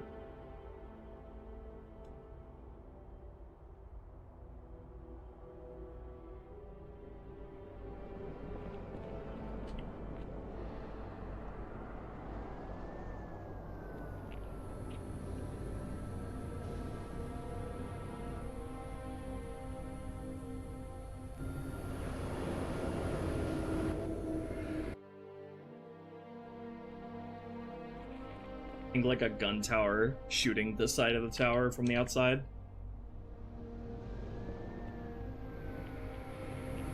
Nice, that feels good. Let's get some fucking sounds for this now.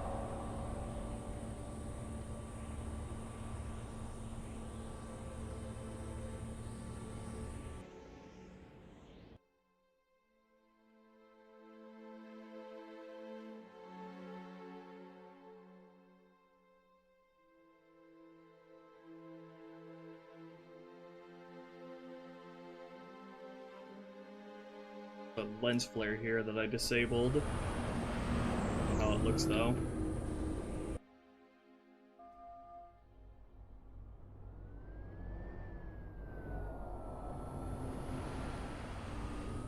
Where on the tower? It doesn't matter. We're on the interior to where you can fake that kind of detail. We don't know where the tower is facing or wherever. It just needs to be wherever the Pelican needs to come out of is where it's going to come out of.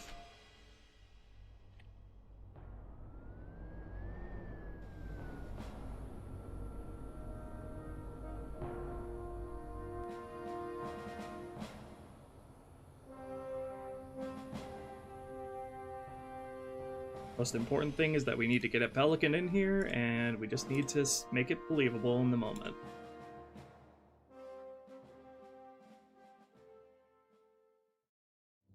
Let's see, what kind of explosion sound can I use here?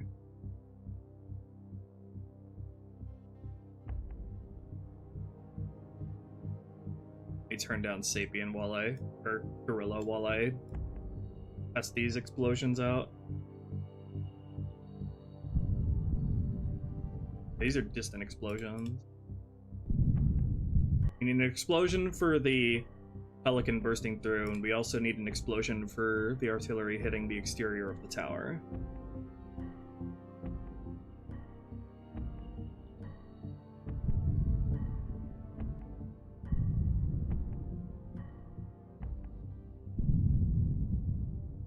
Yeah, those are more ambient explosions. Need something more direct.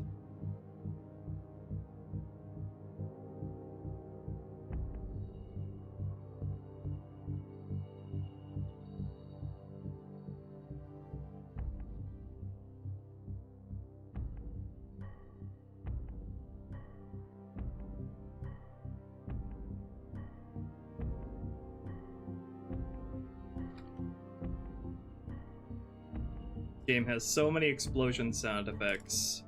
There's bound to be something that'll work here.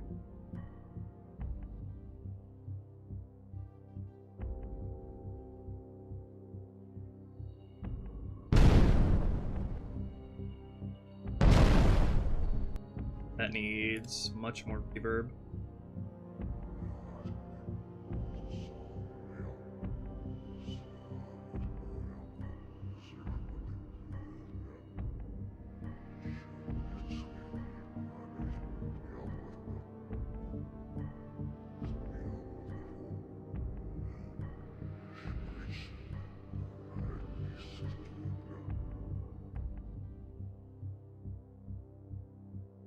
Explosion indoor large bar.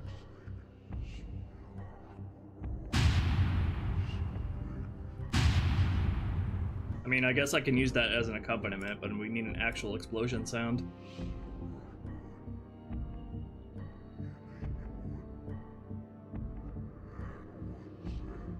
Explosion expelled core. This sounds promising.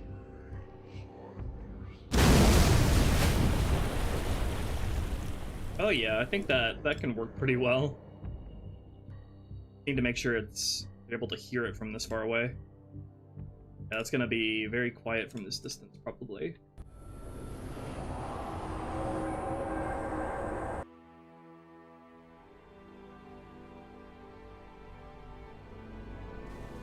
Yeah, those sound tags can't be heard from over here at all. We need to make a custom version of those tags.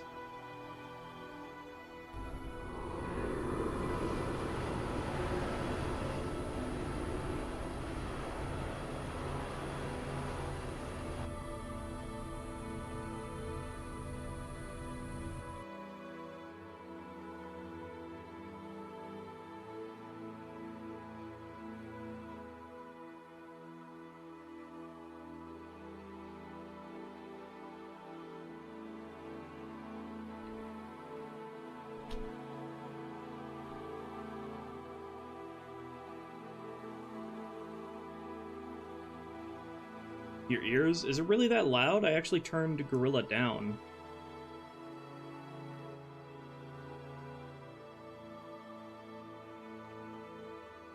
Need to turn my computer's volume down.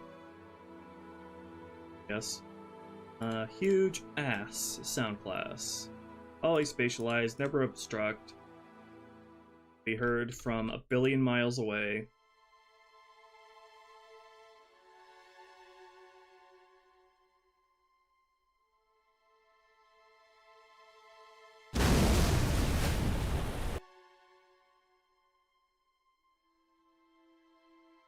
And probably gonna need to make a custom version of this sound tag as well.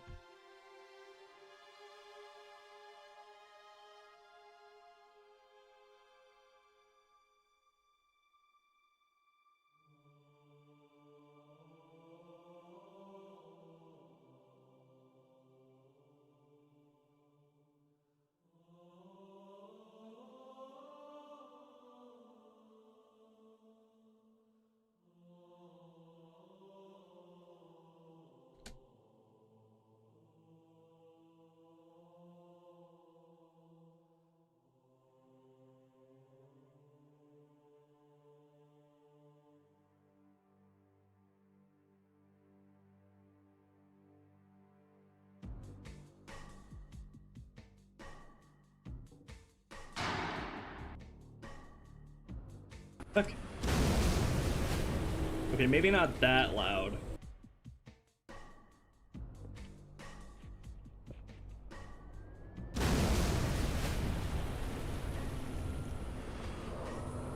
The problem with this sound is that because the effect is playing so far away, the sound in-game is taking time to travel to the player when it shouldn't necessarily do so.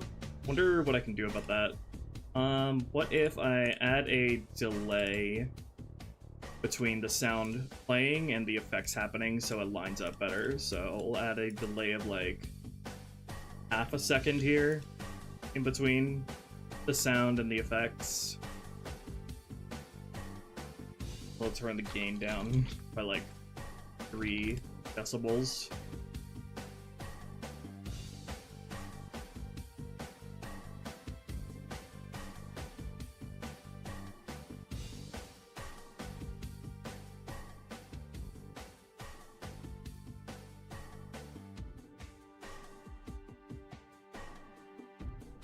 Alright, let's see about that.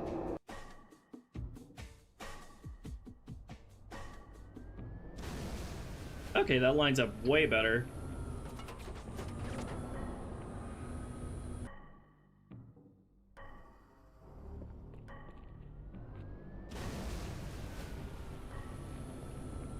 I'll need to retime the second shake effect to line up with that, though. So we'll add half a second to that amount of time it should be.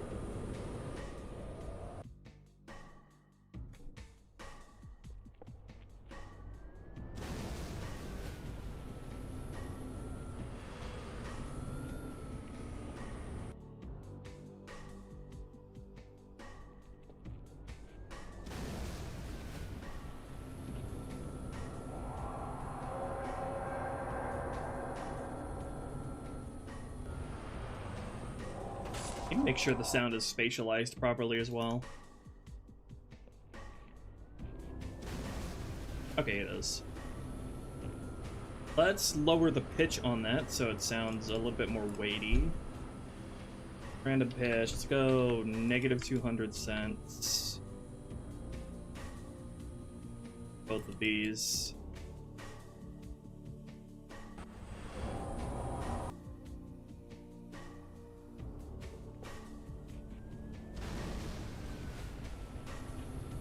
Nice. Go even lower.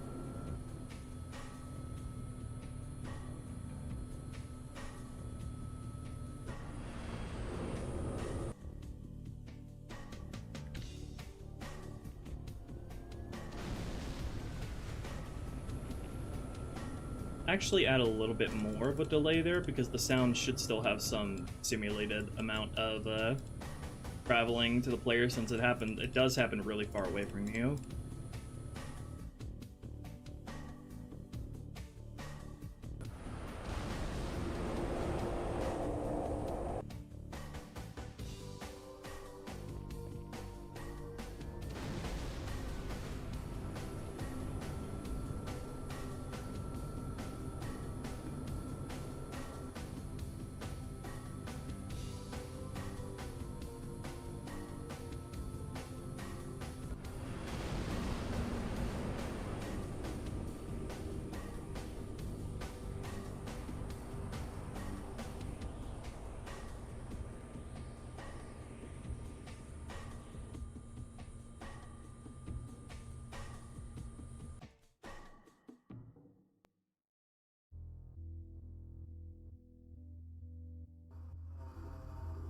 I definitely hope to have this mod released this year.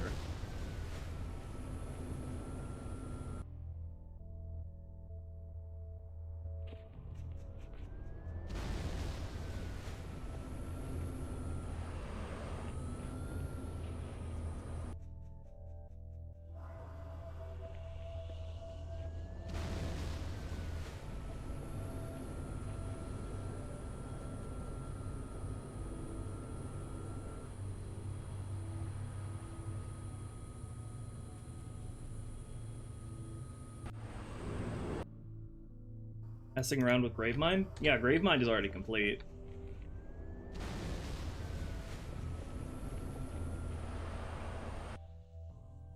Okay, now we need to find a sound for the explosion that happens from the outside.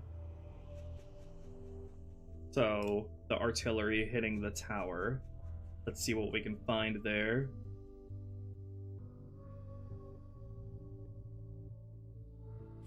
Needs to be something muffled, but very, very loud.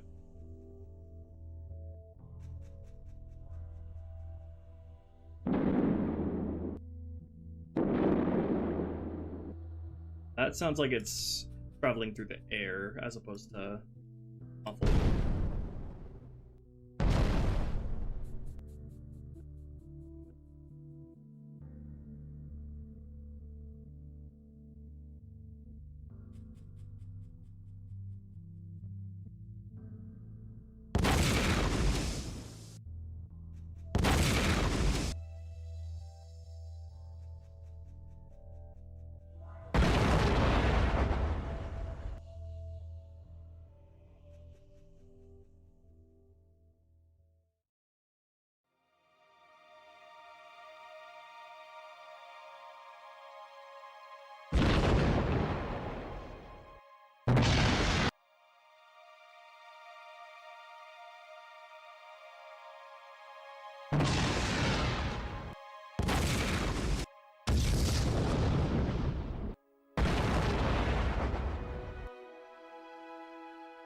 Polish some of the broken cutscene animations? Yeah, doing all that. Old Athena is responsible for handling that stuff.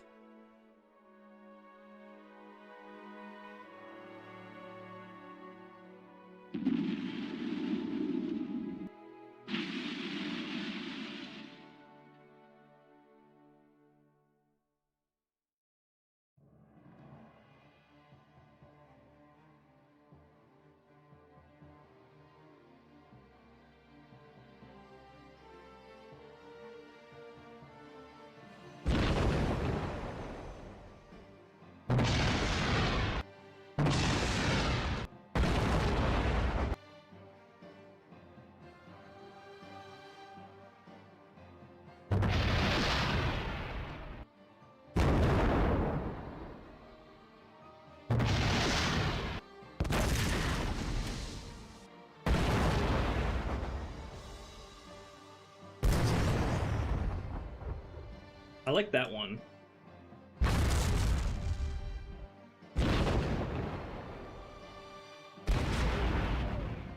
And that one.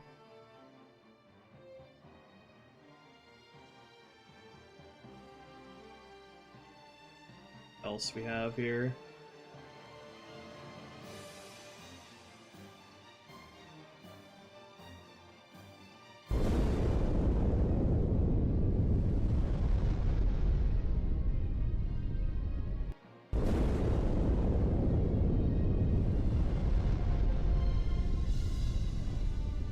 It could also be good as a layer underneath. Be nice to have something more muffled though.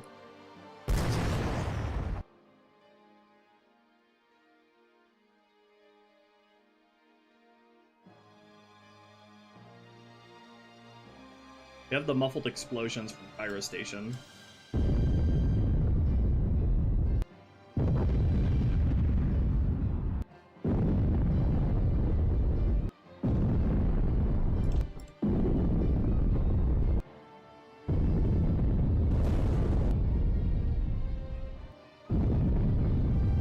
Probably use these two in conjunction with one another.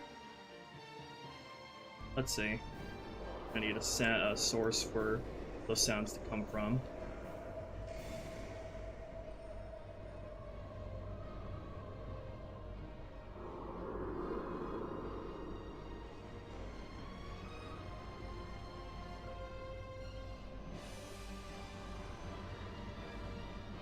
You can use low pass modifiers? Oh, that's interesting. I didn't know about that. That's probably not a good time to learn about it.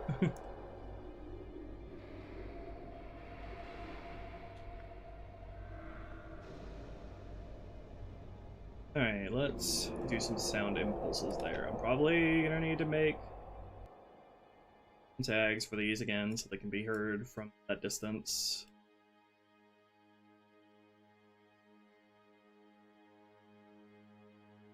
I should just be able to use the same sound that I done on my charity.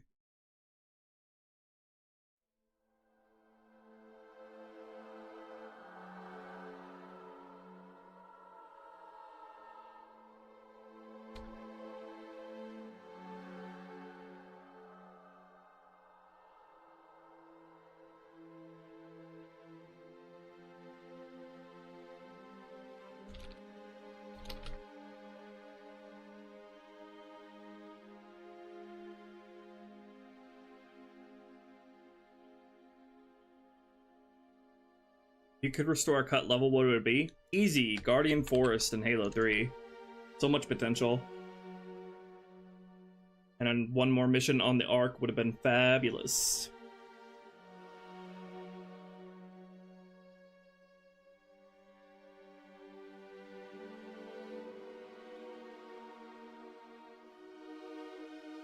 And oh, this soundtrack should be good to use as is. It already has all the right properties.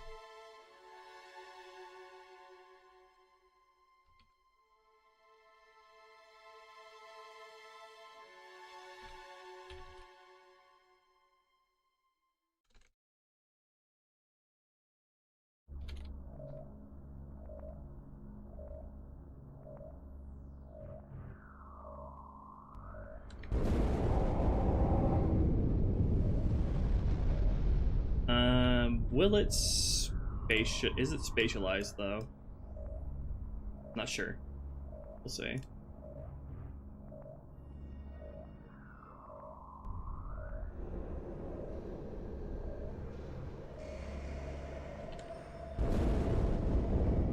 Yeah, it is. Okay, let's see how that feels.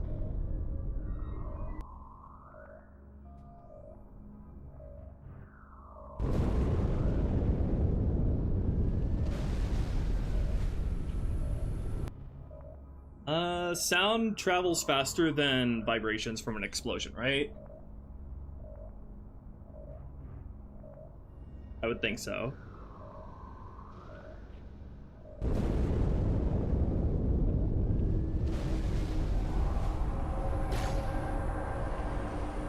Yeah, that timing feels right.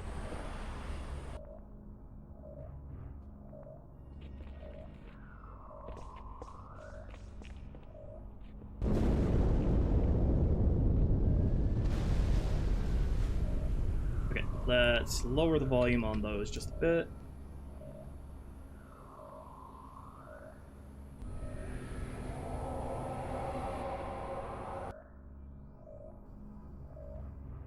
Because I know when the Malta explodes on Cairo Station, the sound reaches you first before the vibration effect does.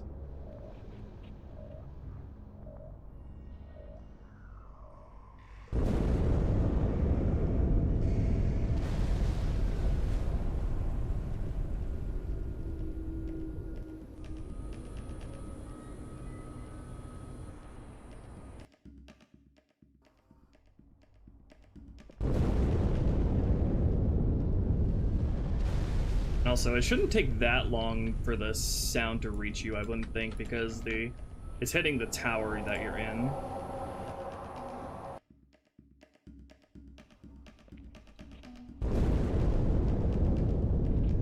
But the tower is pretty dang huge, so I'm not sure.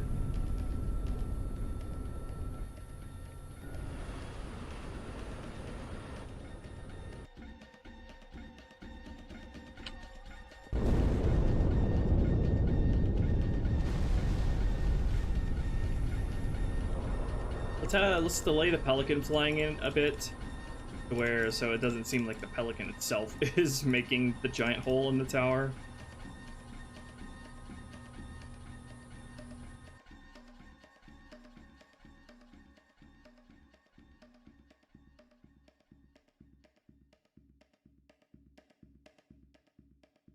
Let's have the Pelican pause for a second.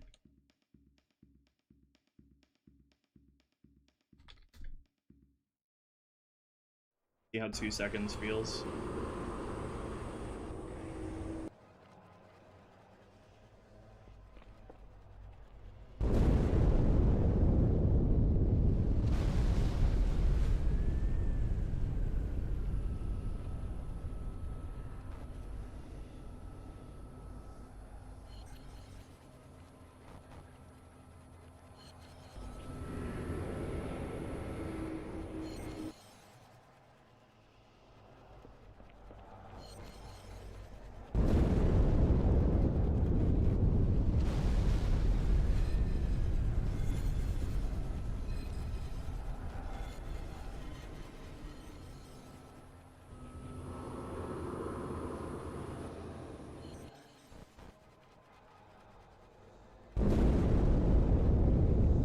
vibration and sound travel at the same speed because they are the same thing. That's true, isn't it? No lie detected.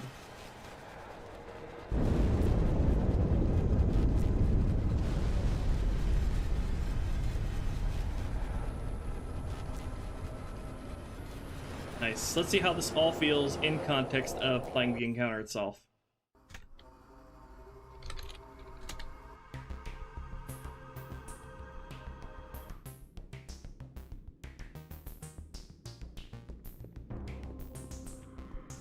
Shall we let the flood consume our holy city? That was way too soon. Oh right, because I removed the conditions, which it waits before doing that. Let's re-enable that. It should come in after you've deployed the platform and walked onto it.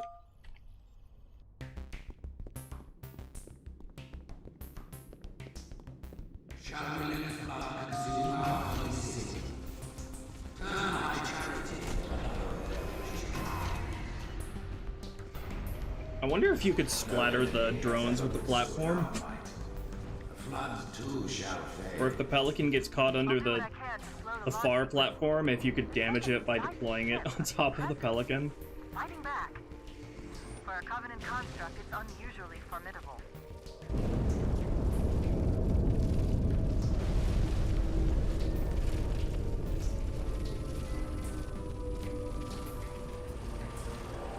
Let's have that trigger sooner, because I added so much delay to the Pelican actually appearing. Trigger volume I'm using for that.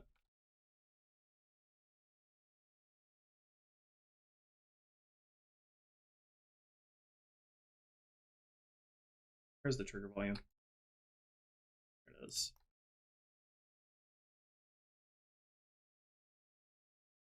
Might also be worth it to see if it works better if it waits until Cortana's dialogue is complete before being able to trigger.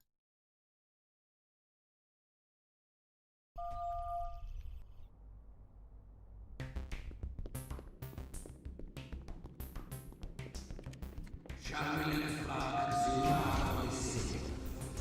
My charity.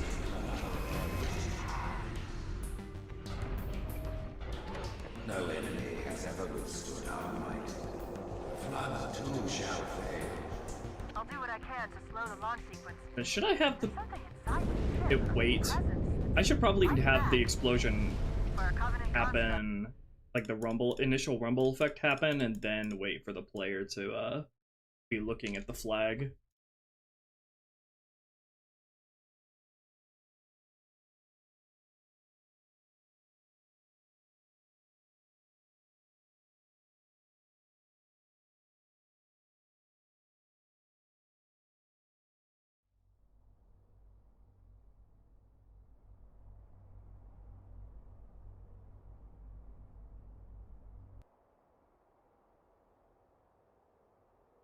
Also, let's make it wait until Cortana's dialogue is done, so there's not too much happening all at once.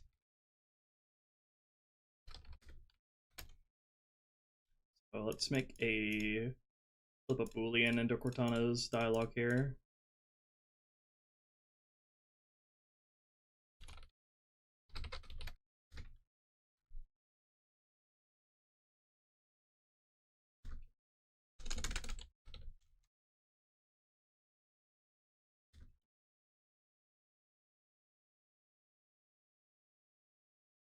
Okay, so what will happen is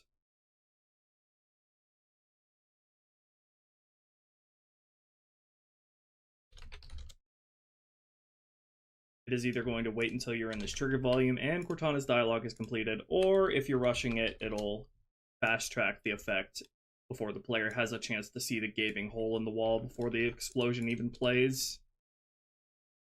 As long as they're on the first platform, they can't see the hole at all, so if they activate the switch super quickly, then we will fast track the explosion scene.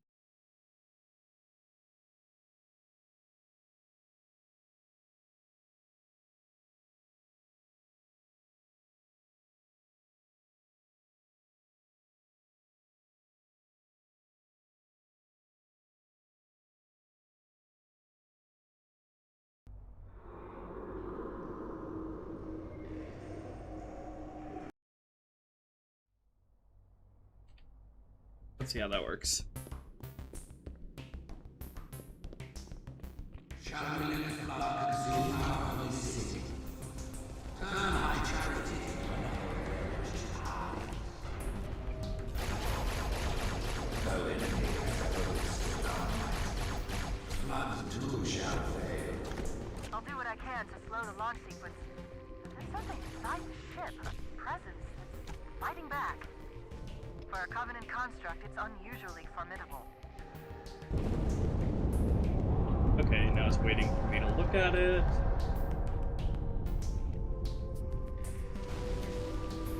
The problem is the delay I added kind of messes with the looking at it part of it to make sure the player doesn't miss it. Because we sleep for 45 ticks until playing the explosion.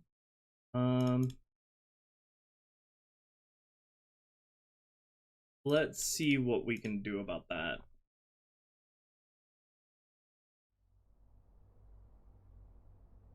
Remove those delays in both the Pelican script and the script.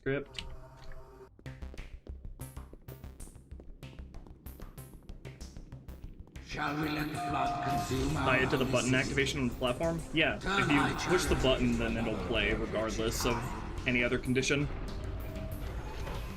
No enemy has ever withstood our might.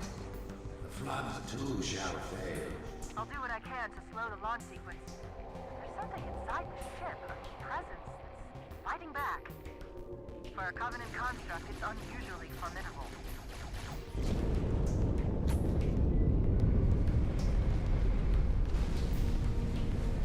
That's good timing. Alright, that works. Let's try how it feels when the player is rushing it.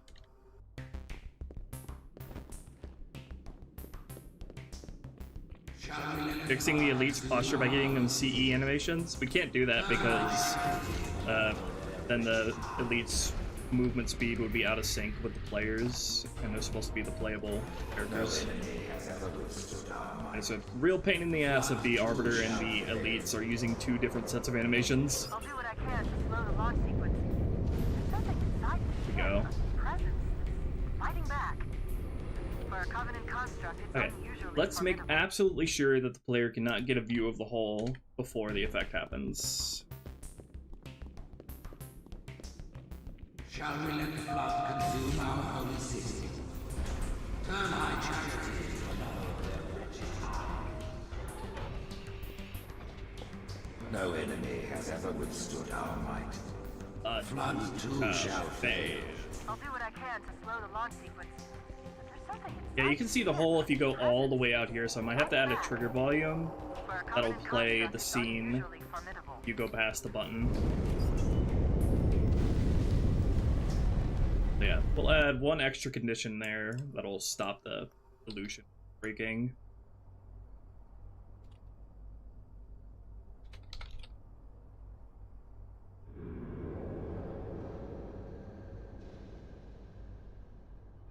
Add a trigger volume to the very edge of the first platform. That'll trigger the scene early if you cross it.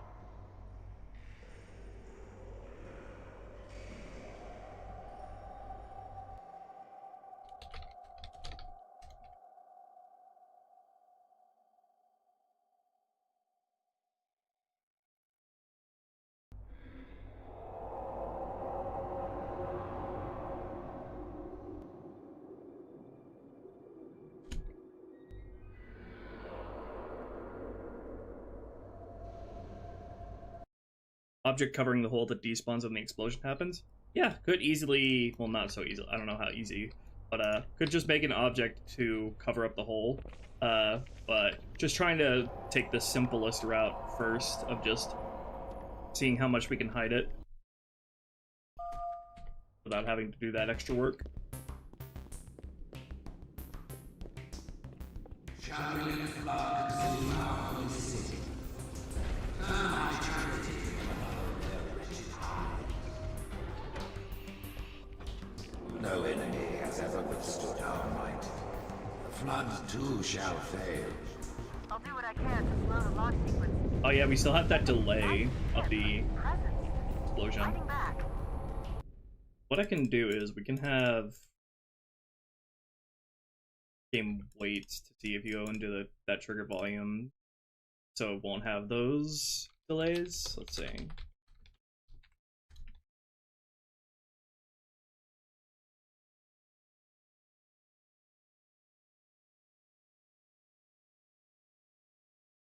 Add to all these sleep things the condition to cut it early if the player goes in that trigger volume, so there's no delay. It'll throw off the whole timing of the effect, but this is a very, very edge case.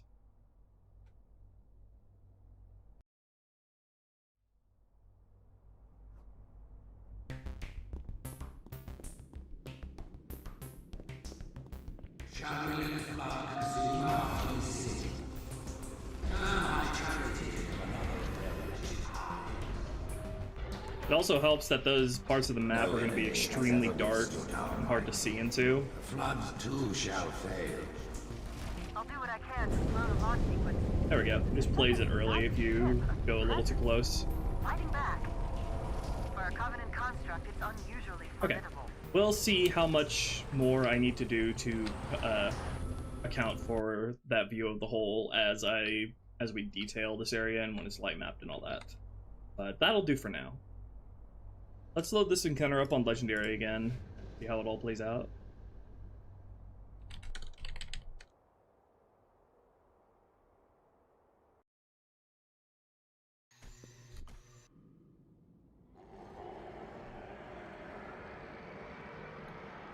Let's play from the beginning of the mission.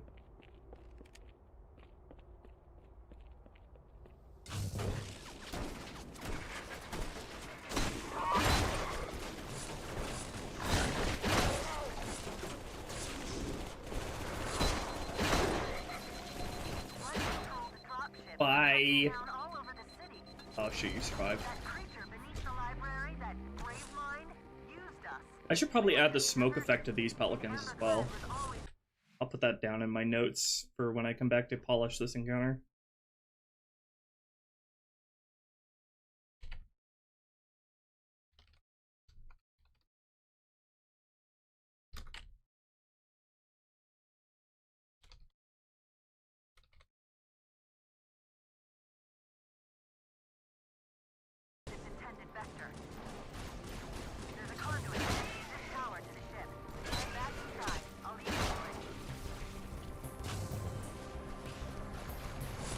I fucking hate that audio glitch that happens. You pause the game while dialogue is happening, the audio ducking doesn't get reverted after the dialogue is done.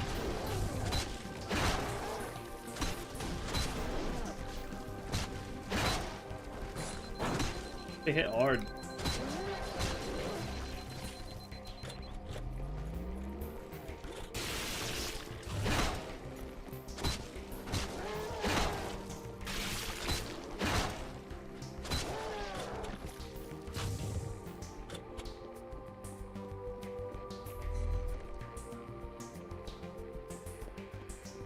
Have RNG armor appearance? Not really.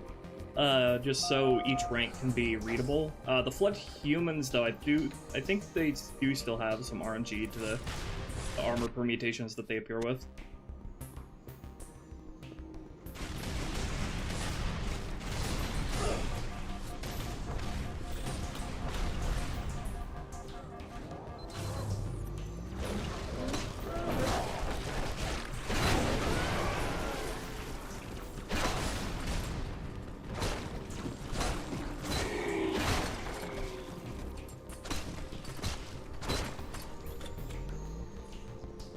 Also, show off what I said earlier, where you have Flood spawning in behind you after you clear this encounter. To push you forward, and to go along with the Foxtonnes dialogue about stopping the lift. Ow!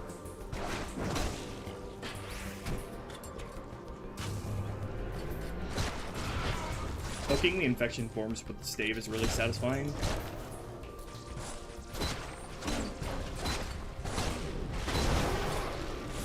Oh, he shot a brute shot round into his allies behind him as he died.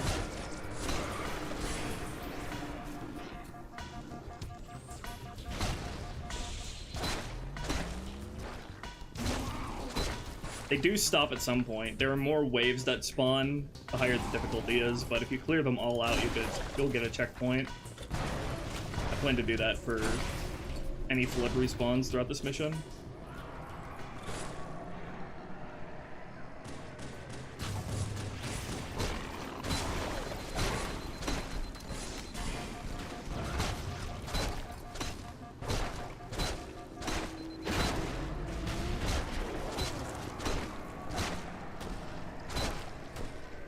They respawn 5 times on Legendary and 3 times on normal.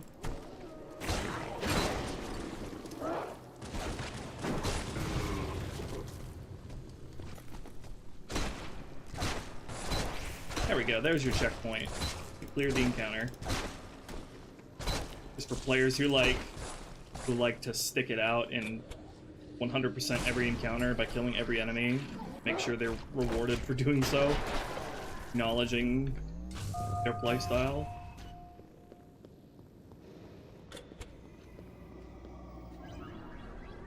Yeah, we have dead bodies of NMPD officers on outskirts in Metro.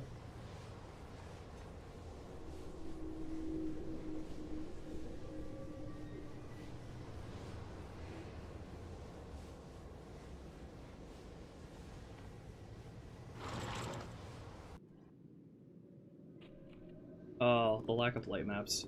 Shall we let the flood consume our holy city? Turn our charity to another religion. No enemy has ever withstood our There's a lot of bugs. The flood too shall fail. I'll do what I can to slow the launch sequence. There's something inside the ship, a presence that's fighting back. For a Covenant construct, it's unusually formidable.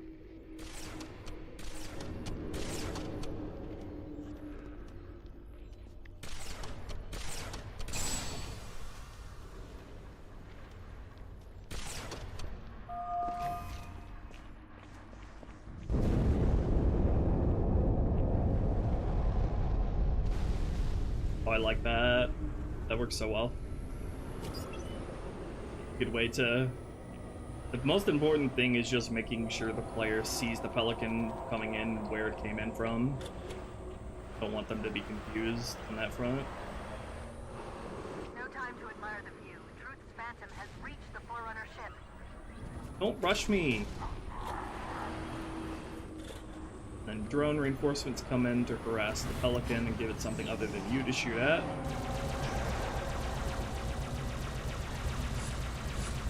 Probably bin out some of these drones first.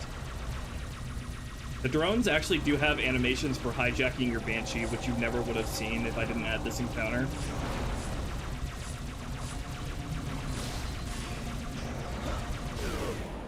You bitch. That's why the drones are there. I'm pretty sure that I made it so that the rear gunner doesn't spawn, only spawns on Legendary.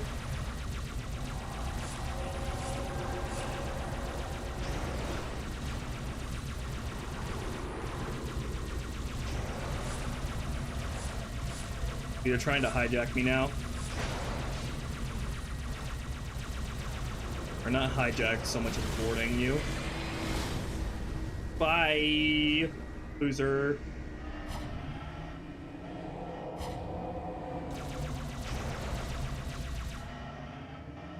Still gotta deploy this other platform, which you can do from either one of these platforms here. Also got some turrets set up here and brute shots if you went this way. Take on the Pelican.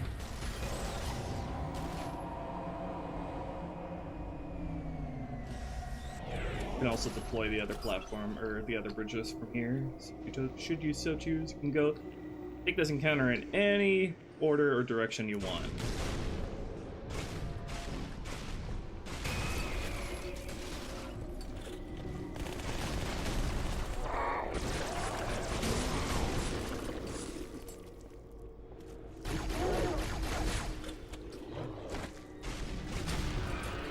He's berserking. Nice. I'll make that hole look good. at some point. It should that day is not today. Be able to fly the Banshee out of the Pelican Hole. What I think I'm gonna do is I'm gonna put a bunch of obstructing debris accompanied by an invisible wall in there to make sure you can't like fly all the way. It doesn't seem like you can fly all the way out there. Probably some support beams and other debris all throughout that block you from going in.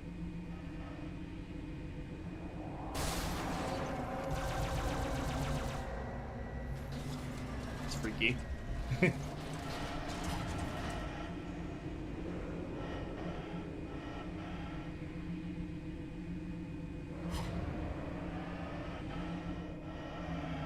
Yeah, it's way easier to tell apart the exit tower from all the others now. It's all outlined by a bunch of illuminated bloom strips. Probably make this light ray a lot larger though.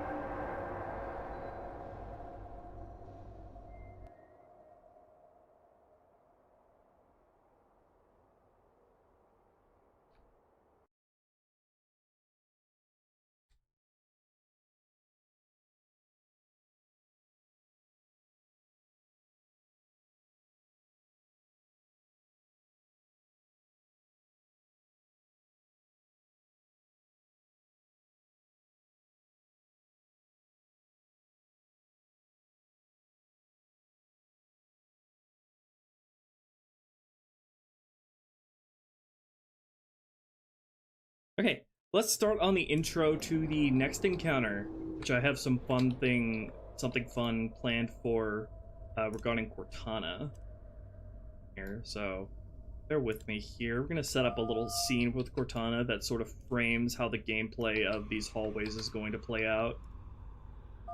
First, let's give this door a name.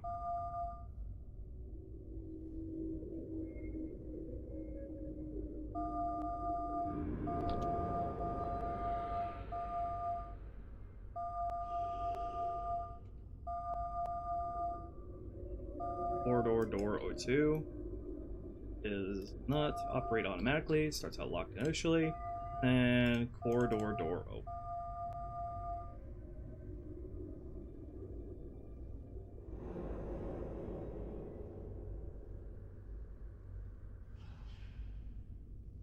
Okay, we're gonna place a couple of hollow panels for Cortana to appear on in here.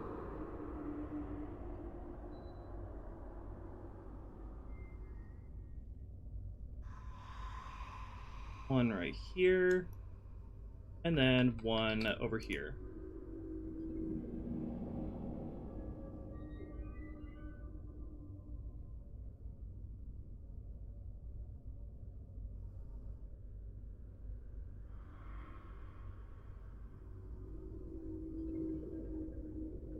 Okay, let's set up the basic script framework for this encounter.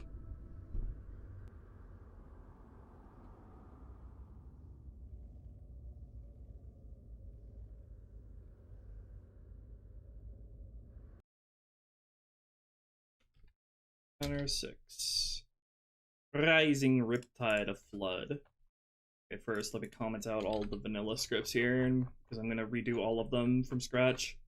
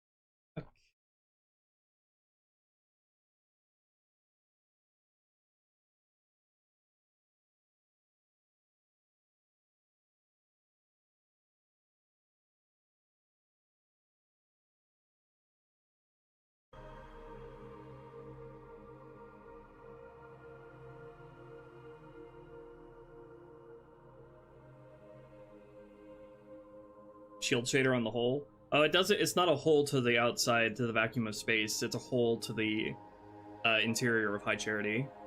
A hole in the tower that is in the interior of High Charity.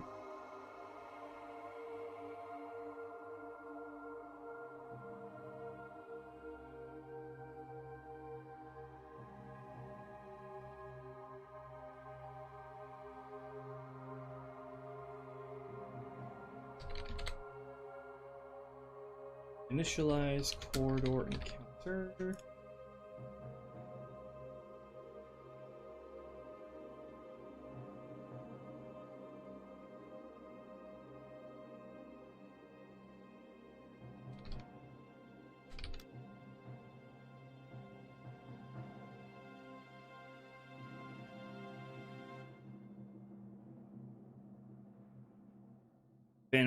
I set up my Phantom and Banshees to look like the Halo 3 one.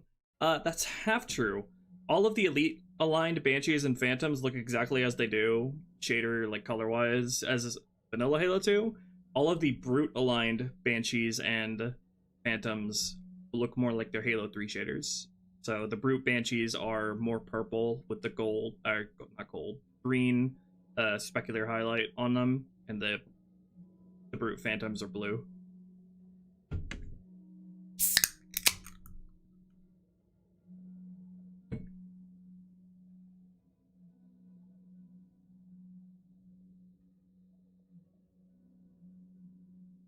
Gonna use Vadam's Warthog run for this mission or make my own? I'm not sure how much I'm gonna borrow from Uncut. It depends on how monumental the work is to get it the basics of it set up. We'll see.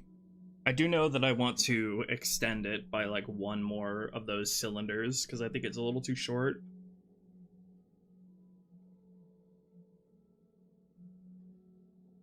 Yeah, the Allied Elites in H3R will still be green, because you need to be able to tell them apart in that game, whereas H2R, not as much. I have other ways to signpost Ally Elite vehicles in this mod, if they're going to be confused with, like, other Banshees. Hi, Beethovenus. Do you guys happen to have any details in the skybox, like Banshees dogfighting? Yeah, all of that all over Gravemind, and we also have a more chaotic version of the skybox that appears later on in Gravemind that is also going to appear in this mission, and I think we're going to make another version of the skybox that is even more fucked up for later on in High Charity. So the skybox of High Charity will become progressively more and more torn up and chaotic throughout both of Gravemind and High Charity.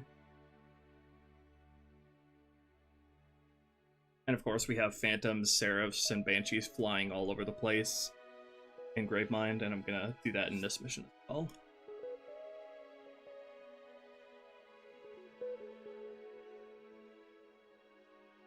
Yes, I'm gonna revisit CER after I complete H2R for a brush polishing pass.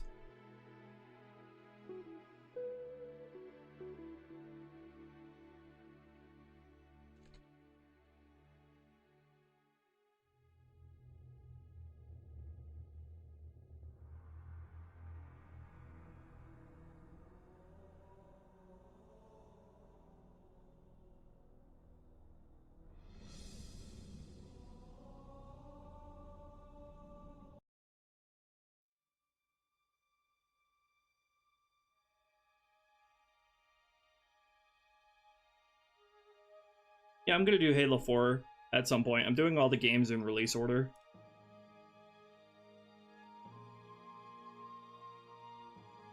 Brute Flag gonna be unique in this mission? Yes, they're only on High Charity. Because Quarantine Zone has tons of Flood it needs to get representation in for. Like, tons of Flood ranks that we added. Adding Brute Flood would be too much. And I don't think Brutes are even on the ground past the Sentinel wall in Quarantine Zone. The Brutes only swept in at the very end of Quarantine Zone to take the icon, while the Elites did all the hard work on the ground.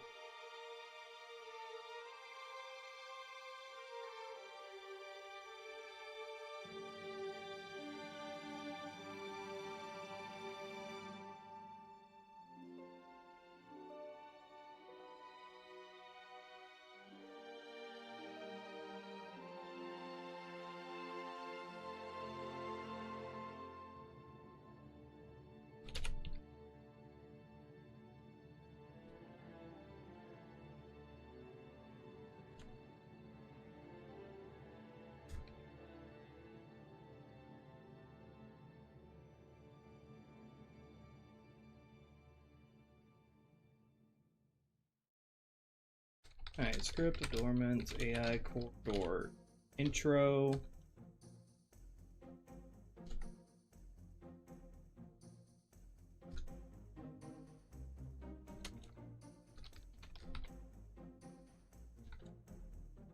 Dormant scene, corridor.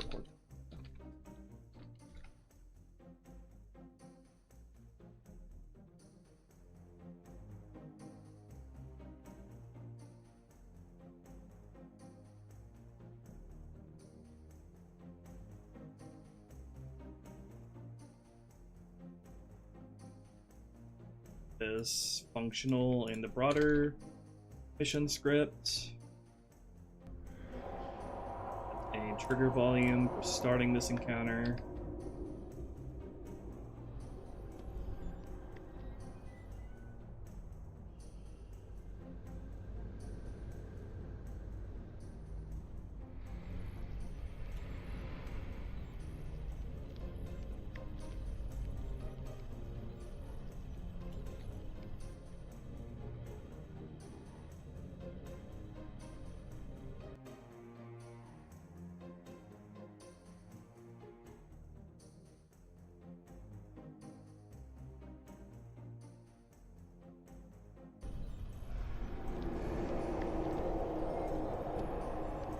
EV corridor start.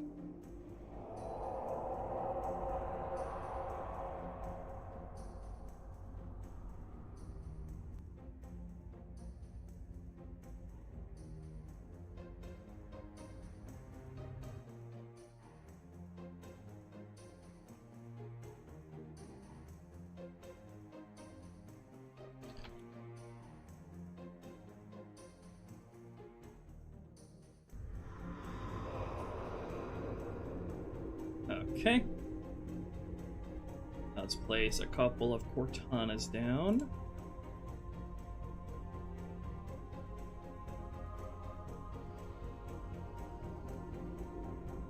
And get all the upper mausoleum squads up here.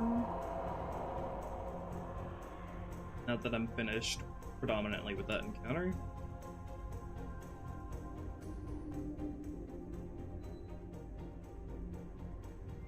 Mark the corridors encounters.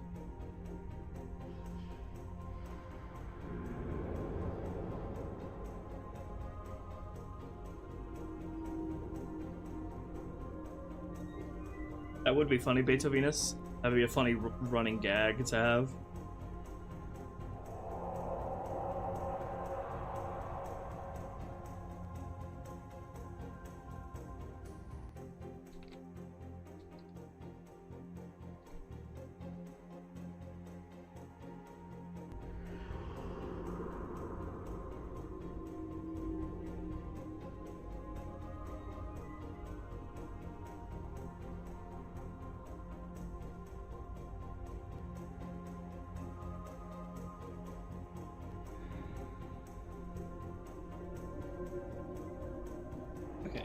Corridor, Cortana, A. I don't know why Sapien is being so laggy today.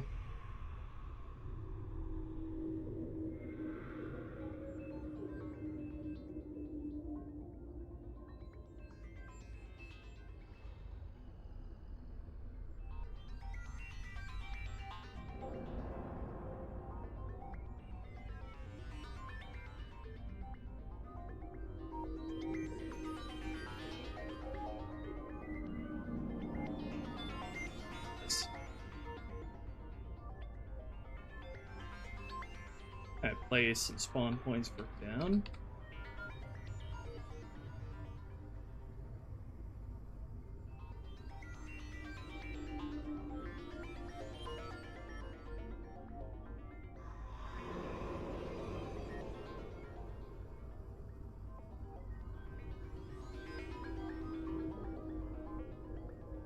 Maybe Texel. I might do something with that Phantom.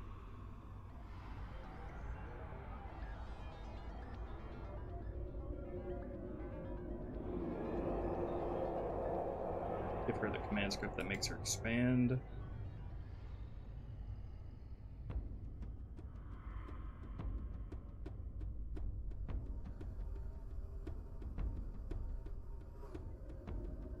Okay, one spawn point for her there, one spawn point for her here.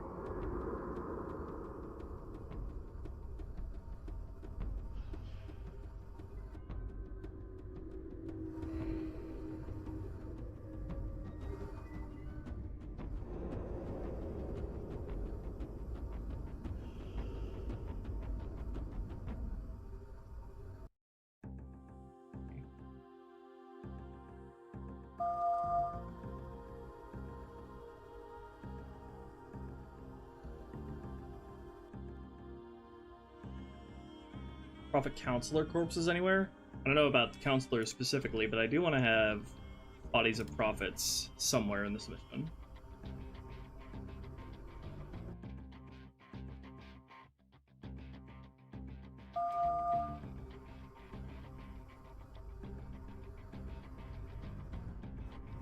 There she is in all her glory.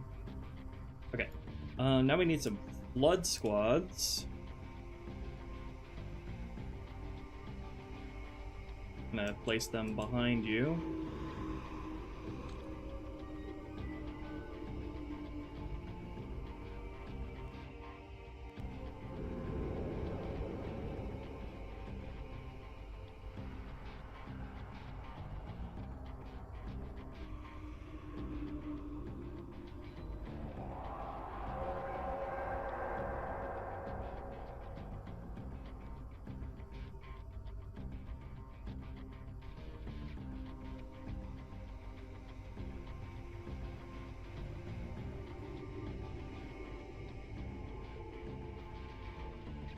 These boys are gonna drop in from back.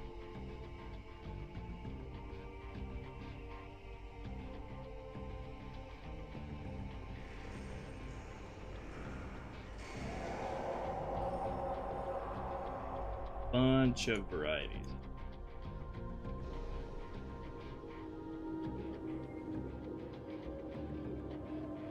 Make sure they don't push each other off either.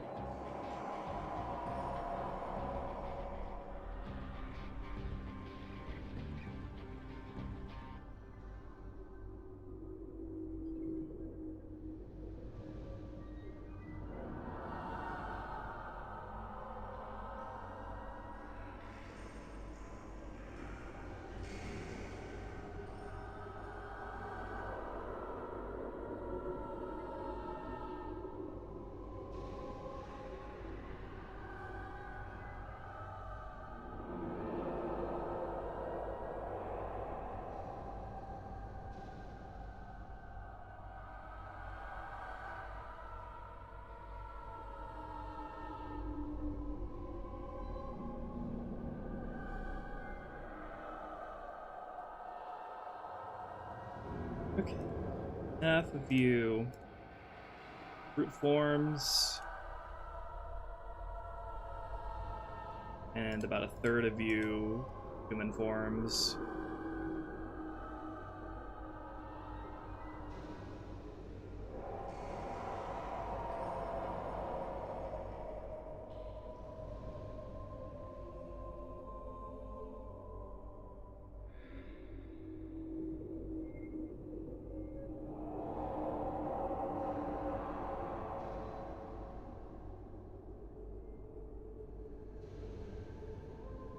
Quite a few of you weapons.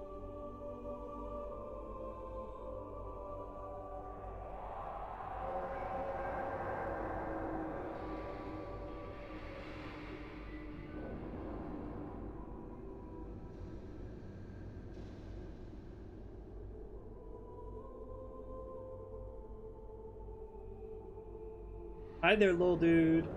Good to see ya.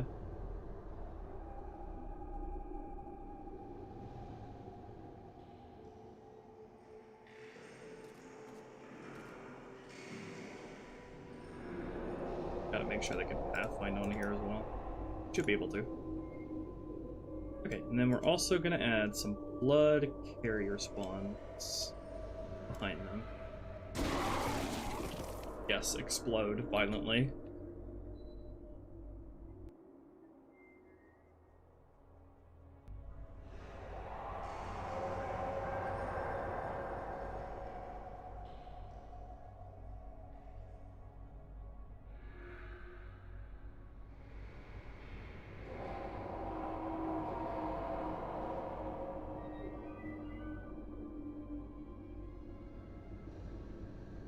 Make sure they're not aligned with the player team, that would be awkward.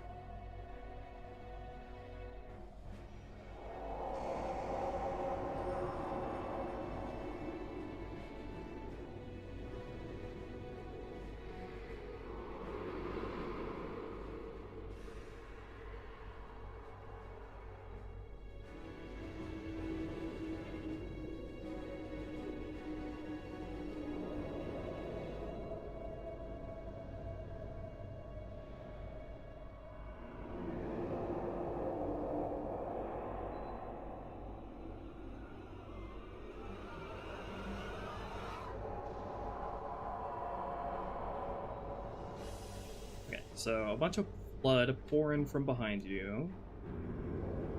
Set up. We make a new zone set for this encounter.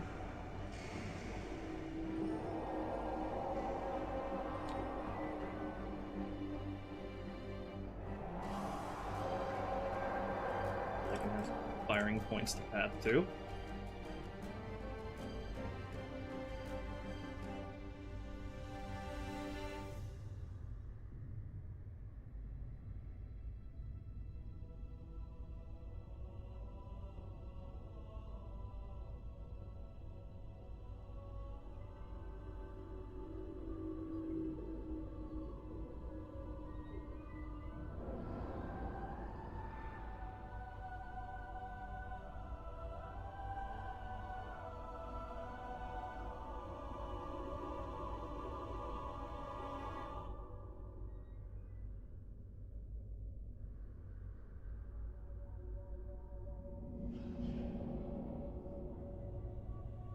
This area should have some objects in it, shouldn't it? I'll look into that later. Or I remember there being some, like, planters.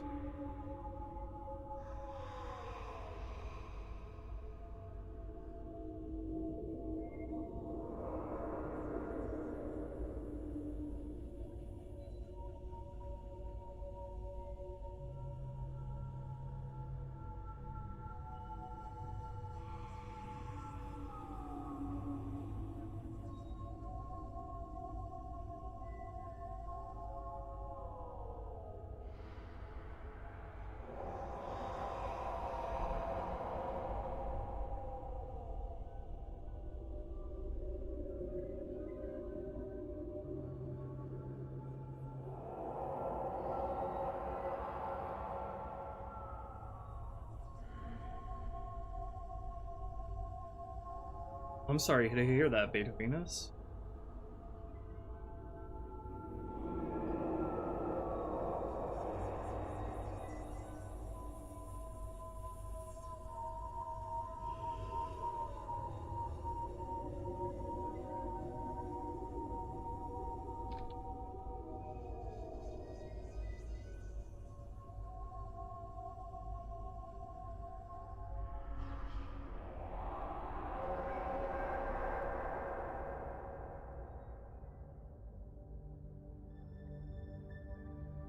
Yeah, I saw Beethovenus. That's not a bad idea.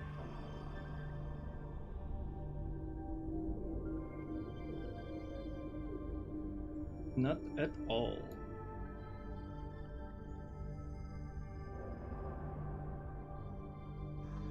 Okay, we still have all the jump ins.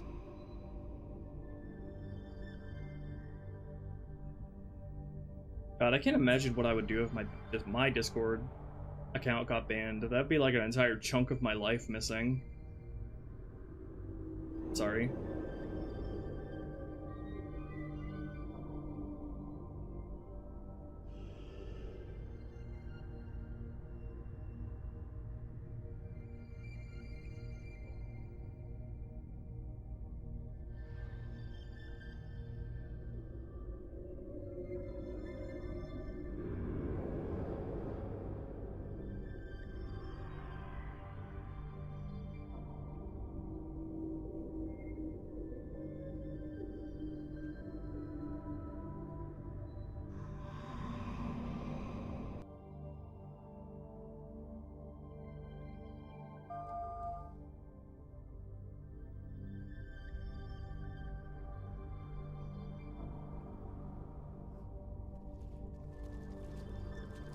guys are gonna rush in.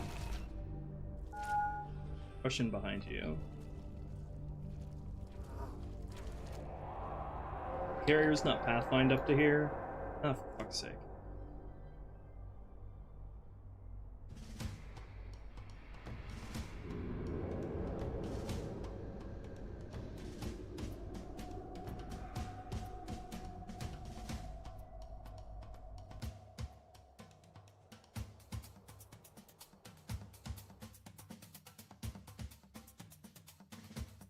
That's bullshit, Beethovenus.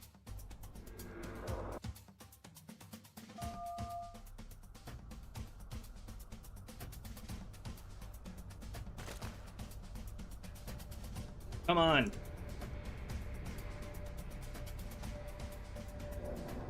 Fat chuds.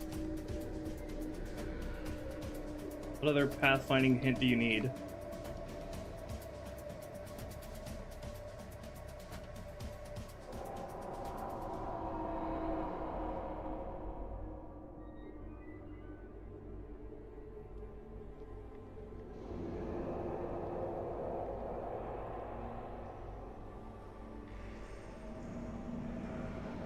Add all the pathfinding hints to this one ledge if you just get moving.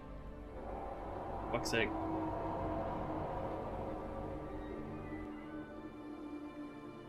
I don't know if you can post links as a mod, right, Beethovenus? Yeah, feel free to. Get the word out as much as you can. Oh my god, what your problem? These goddamn carriers. They do not want to pathfind onto this ledge.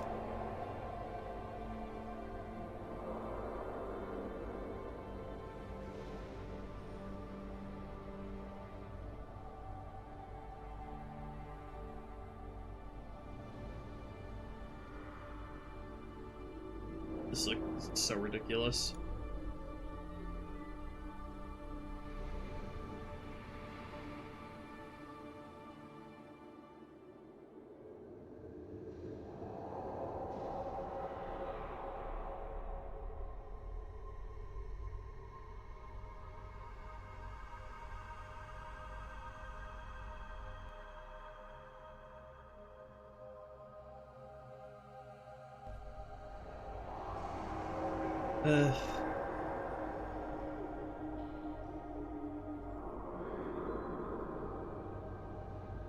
How many is it gonna take? When is it actually gonna work?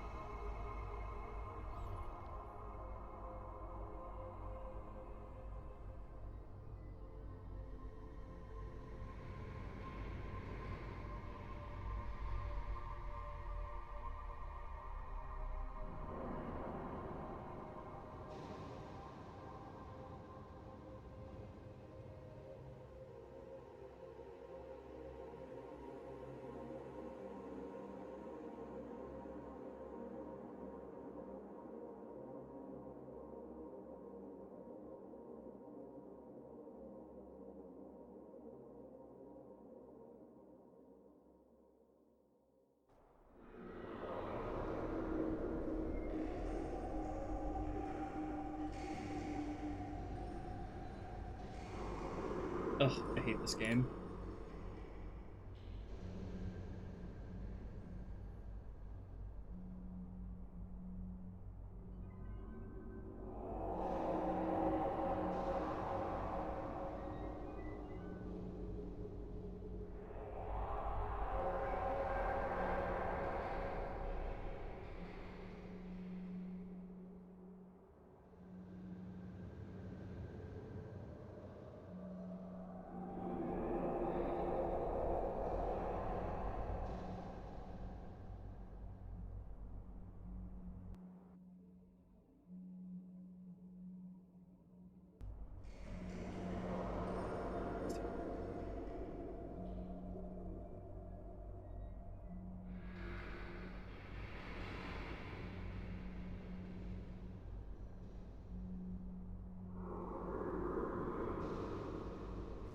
You fucking suck so much. It's so hard about getting onto this ledge.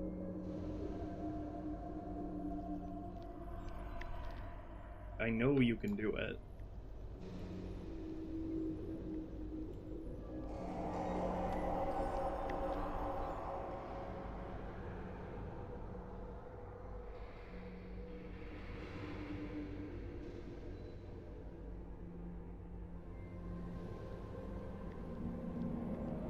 I had a climb him.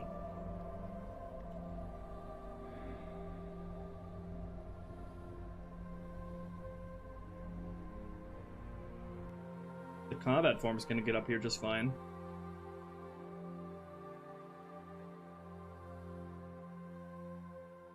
I hope you get your account back, Beethovenus.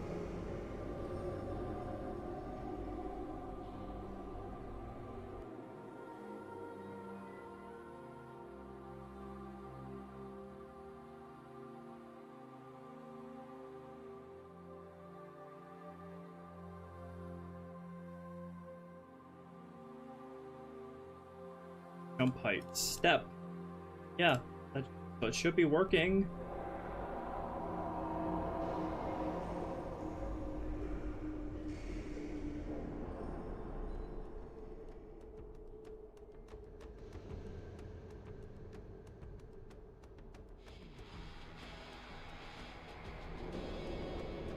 Keep spamming jump hints here until the game fucking works.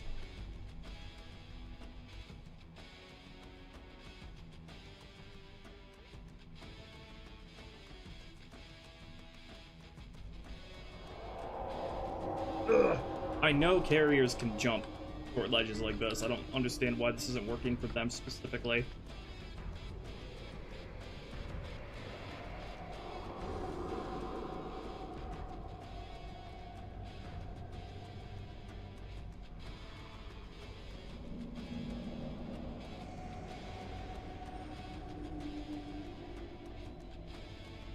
If I change this one to step.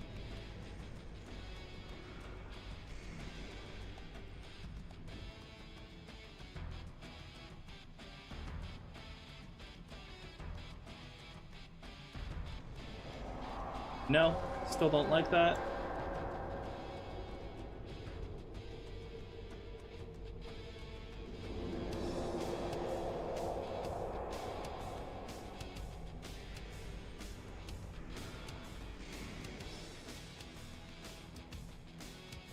Juggernaut throw a carry for him? That'd be really hardcore.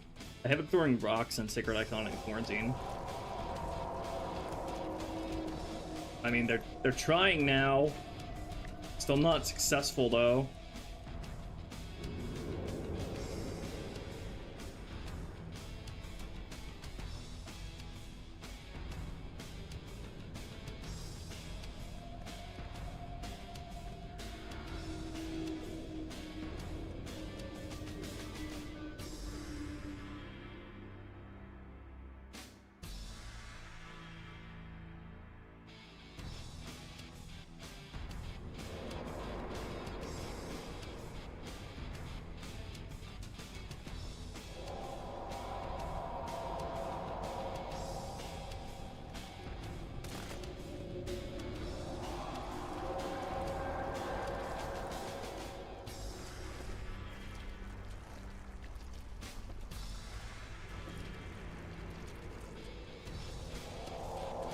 Almost there. Almost. I've never had to use a magic lift pathfinding hint before.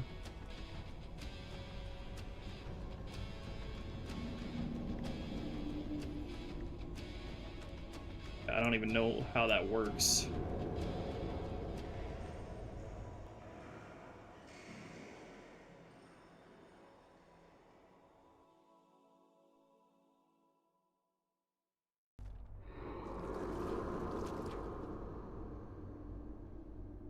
Let's try one at a time.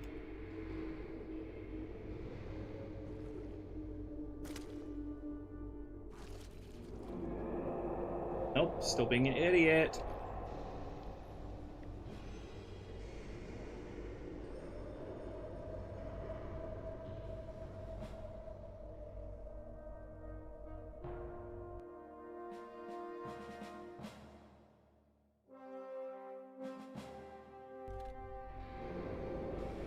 my god, fuck this. This isn't worth it. This isn't worth messing around with. I'm just gonna have them come around the corners instead. I am so jaded with Halo 2's bullshit by this point.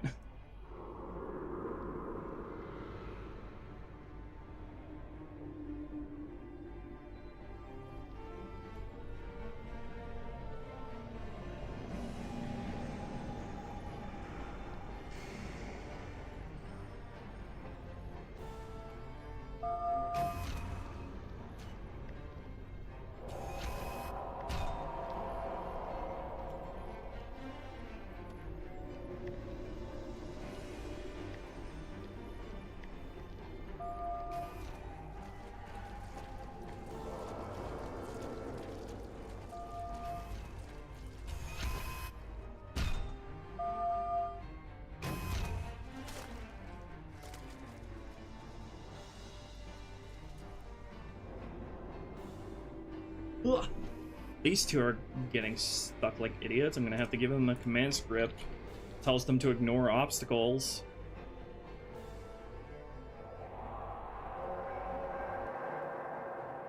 I love pathfinding. I love Halo pathfinding. I love Halo pathfinding. I hate Halo pathfinding. I hate Halo pathfinding.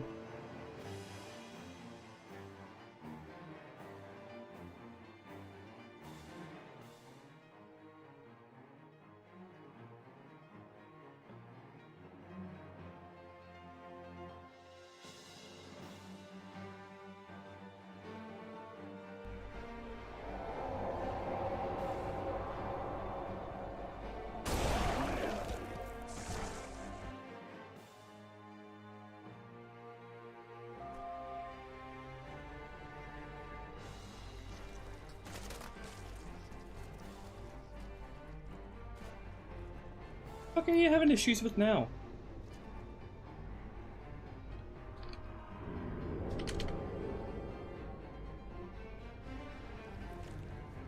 And I'd hate to see the flood at like TSA or some shit. Well.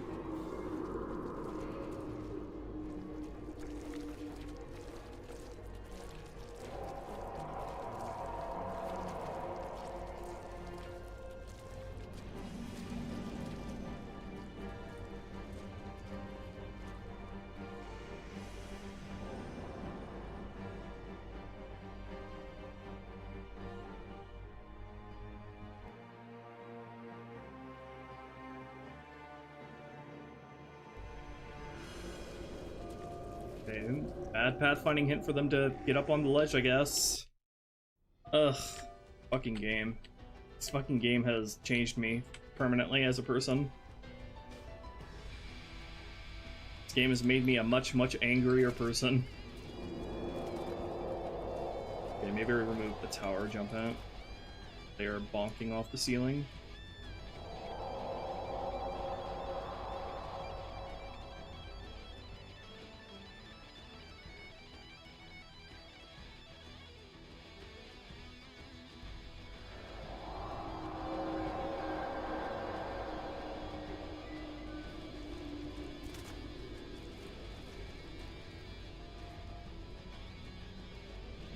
Not so hard, is it?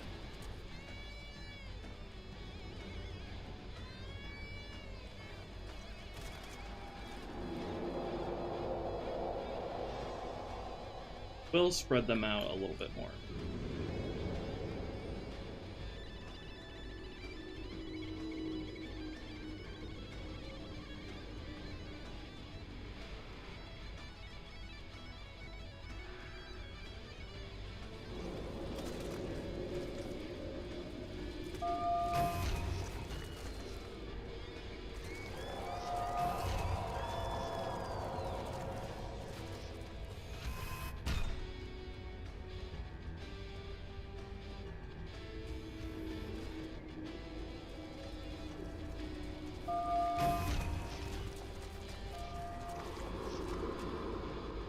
We'll only spawn 2 at a time and then stagger out their spawns.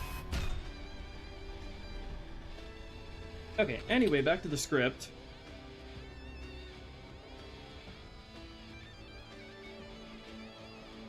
Go.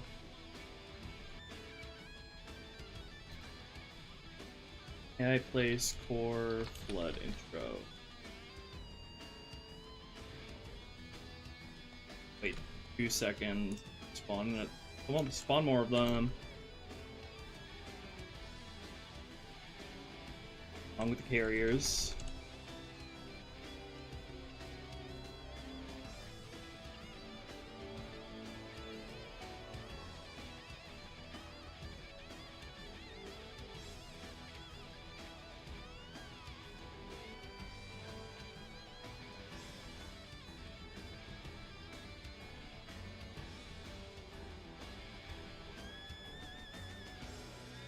And we're gonna see how this should play out. Wait until the player is looking at the door.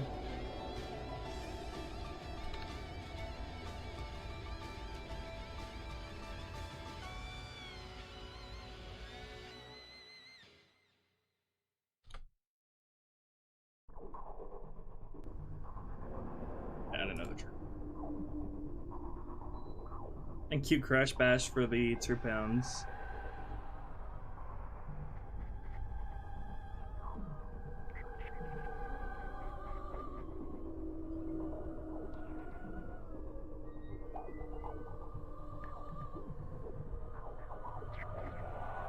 Okay, we are going to run this scene when the player is like halfway through this hallway.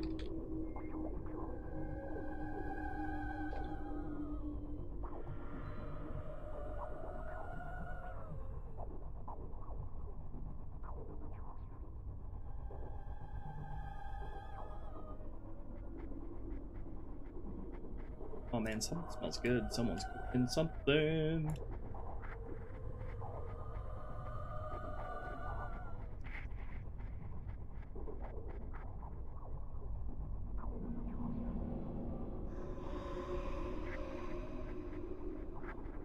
And another trigger volume to make sure the player is safely in the room.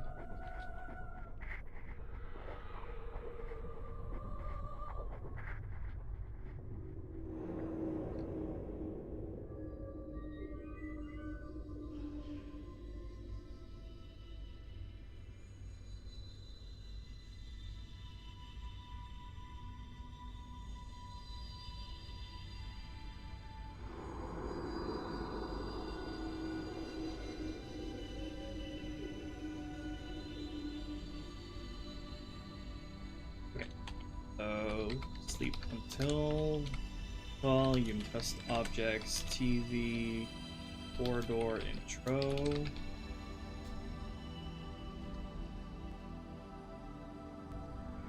We need another trigger volume to make sure the player won't. We don't spawn these guys in if the player can see them.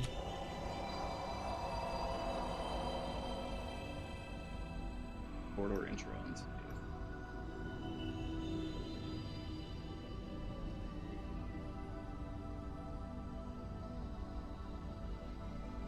Never spawn them in if you're anywhere all the way out here.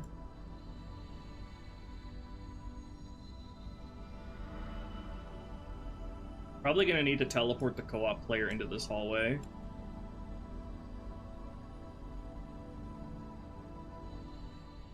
We'll see.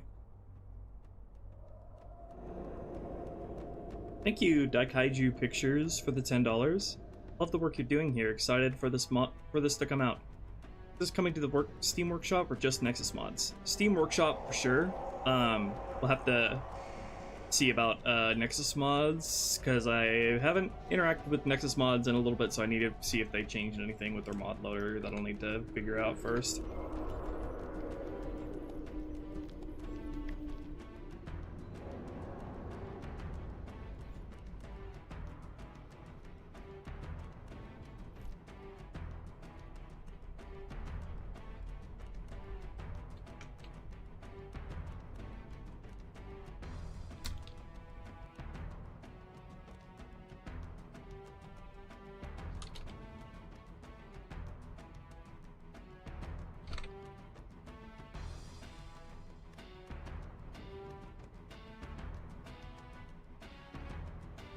Both players are in this volume to start off.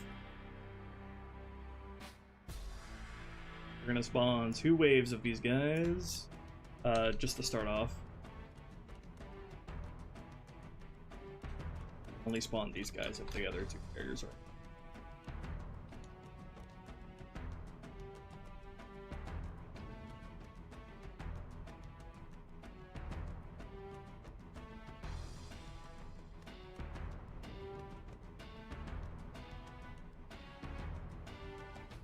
Also, we're gonna need to play a flood roar behind you when this happens to draw the player's attention back there.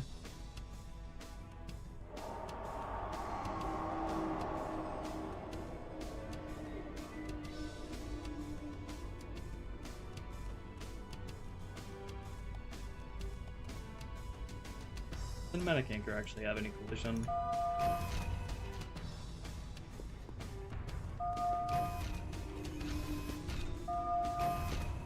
I don't think.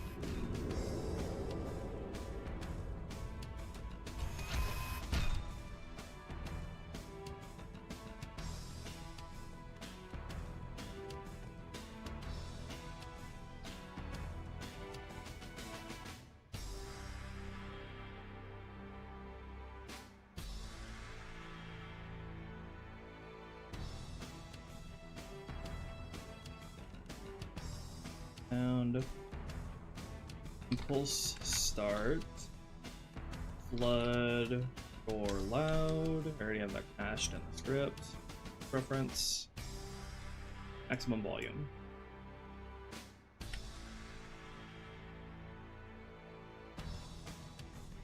Hi there, Extreme.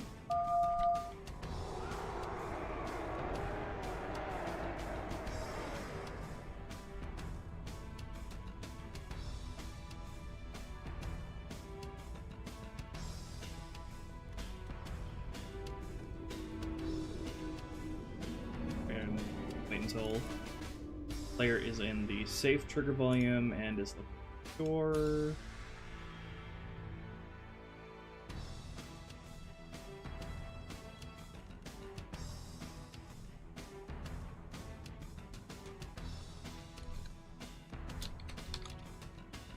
All players are in this trigger volume.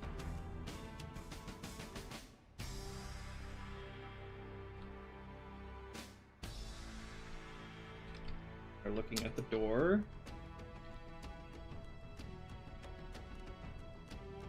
And 30 degrees of the door. With a timeout. Say a timeout of like 10 seconds.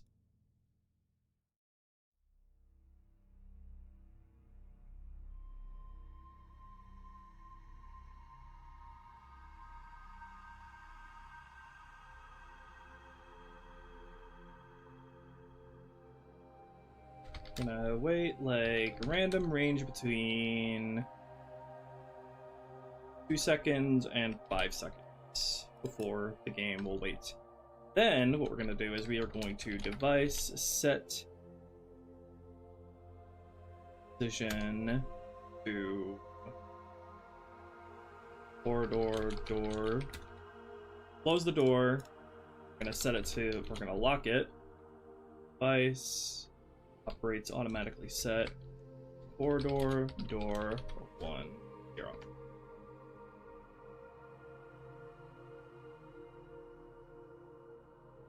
And we're gonna place Cortana on whatever pedestal the player is closest to. So conditional, let's see, let's measure the world distance here.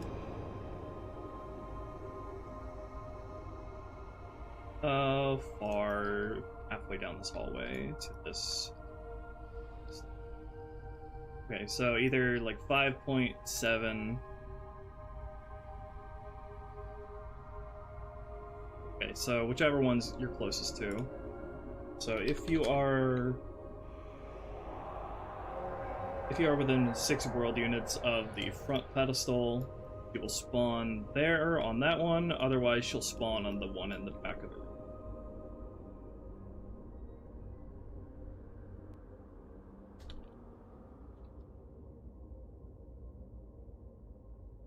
Okay, case I'm going to need... I can just use a flag for this, right? Objects distance to flag, yeah. Sure.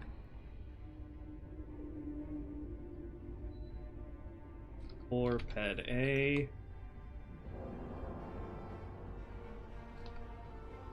And... or ped B. Alright, so object distance to flag players. Or ped A.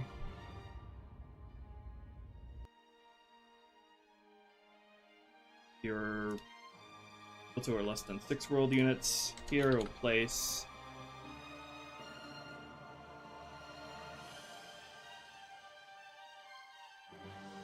place Corridor Katana A.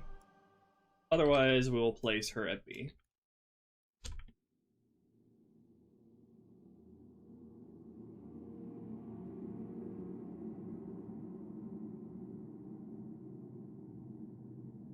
Okay, then we're gonna wait like 40 ticks, and then she is going to play a line of dialogue at the player.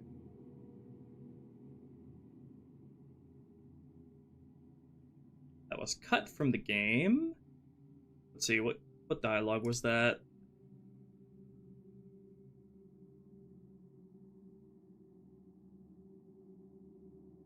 I have it marked here.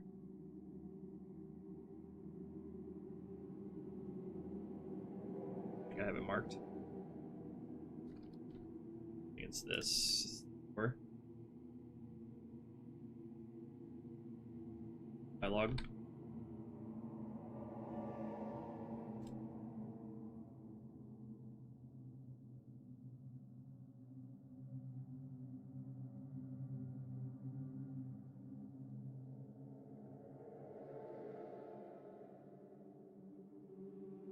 AI play line at player corridor Cortana. Make sure that dialogue uses 3D radio filter 2840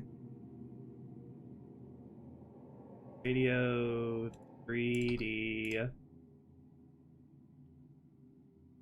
then never obstruct.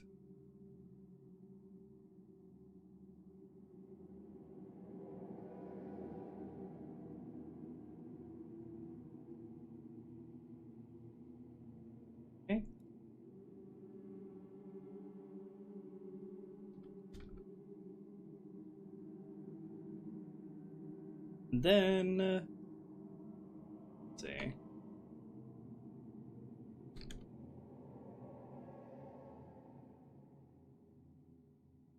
There's a line of dialogue that was cut from Gravemind that I can use, that I don't have marked, infuriatingly.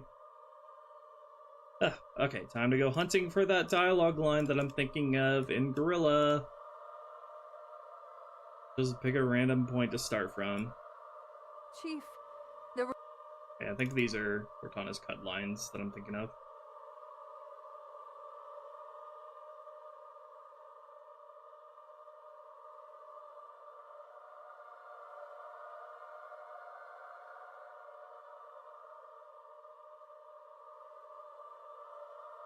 the Covenant just destroyed 2 of...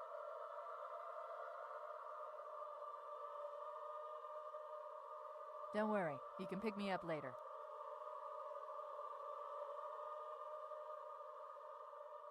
Go, it'll be easier.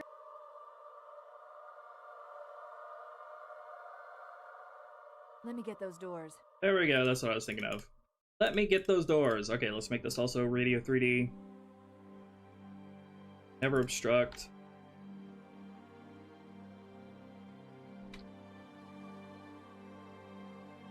Okay, so what we're going to do after that, this line of dialogue is we are going to replace her at the far end door.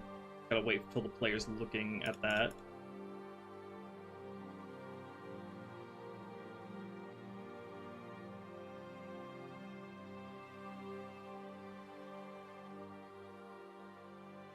Sleep until objects can see flag.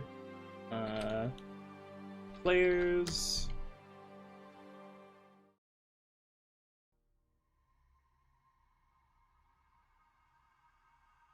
Or Ped B.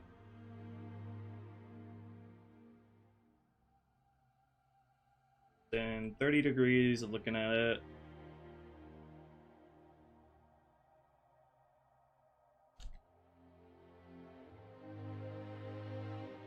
Timeout of this long. 20 seconds, I think that is. Then we're also going to wait until the player is close enough to it.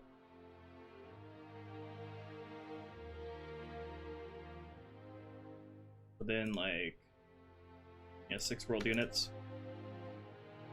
With another timeout as well.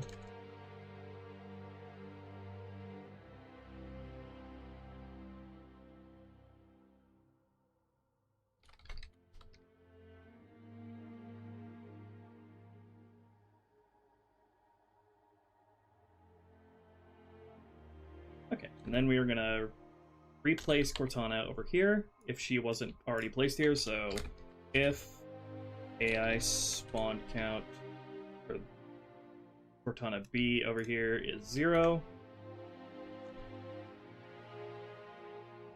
and we're gonna place her in.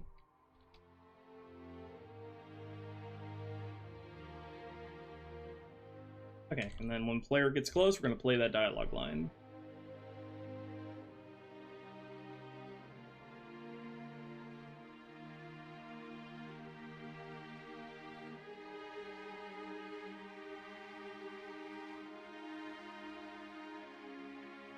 And device operates automatically set. Corridor door 02. True. Hey, see what I'm cooking up here? Do you have an idea of what I'm going for here? We'll see. We'll see if it comes through when we test this.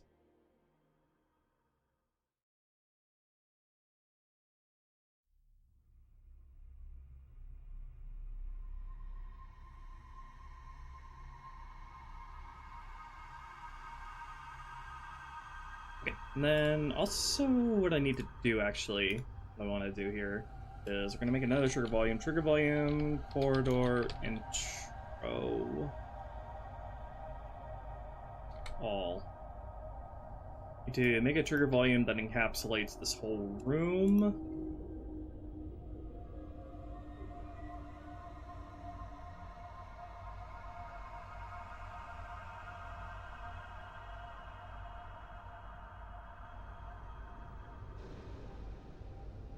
And what we're gonna do is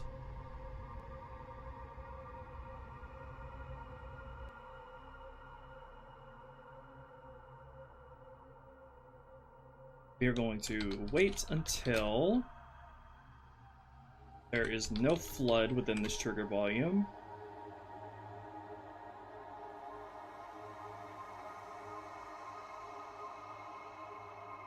TV corridor intro all. AI actors. I hope this doesn't count the infection forms here. AI actors. What did I call their squad group? Corridors intro.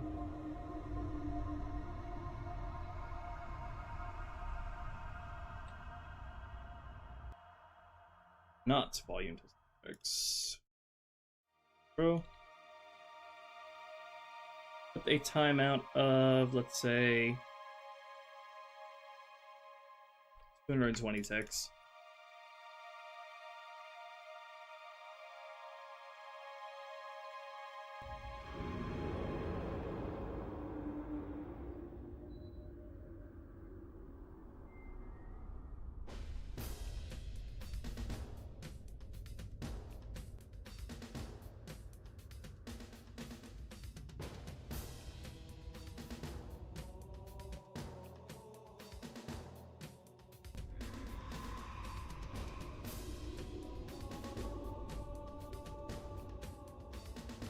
What did I call this fucking door?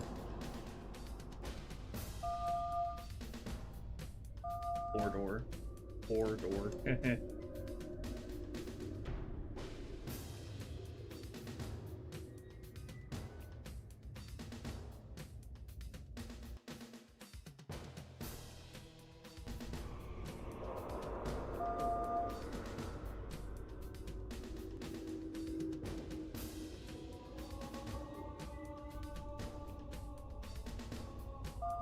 Okay.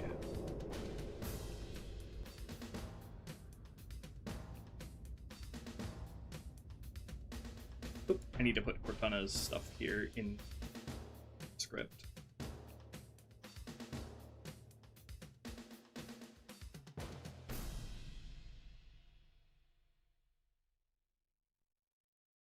I could just keep it all in its own script. We'll see.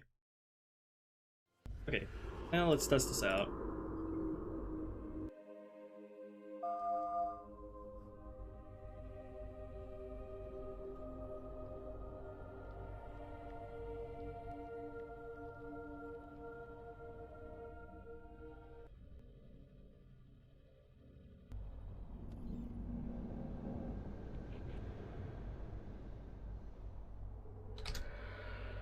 Fake encounter corridors. Also need to add the chapter title here.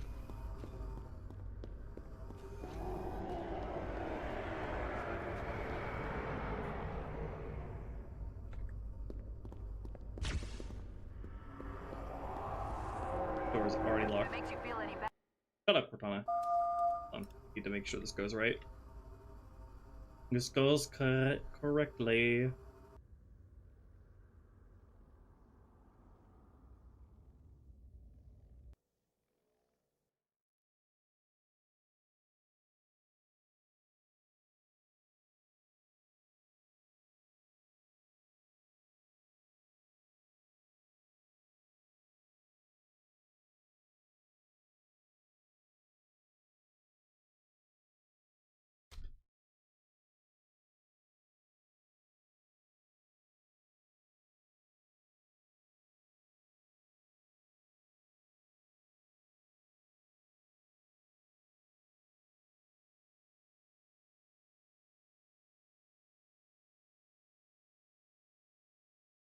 We need to wait a lot longer here. Hi there, 9,000 dogs. Thank you for the $10. Hey, Ruby, just wanted to say thank you to the team for doing such great work of my favorite Halo. My pleasure. Can't wait for you to play it. Thank you for the super chat.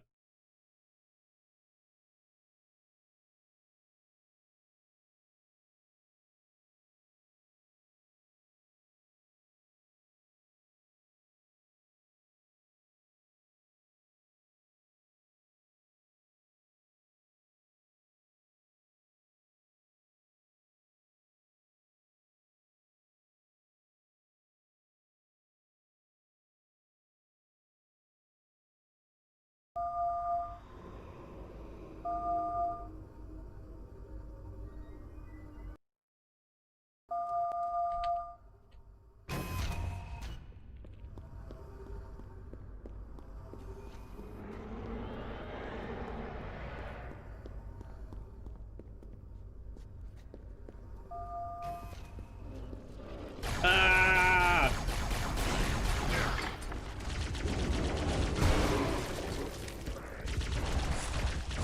Ah!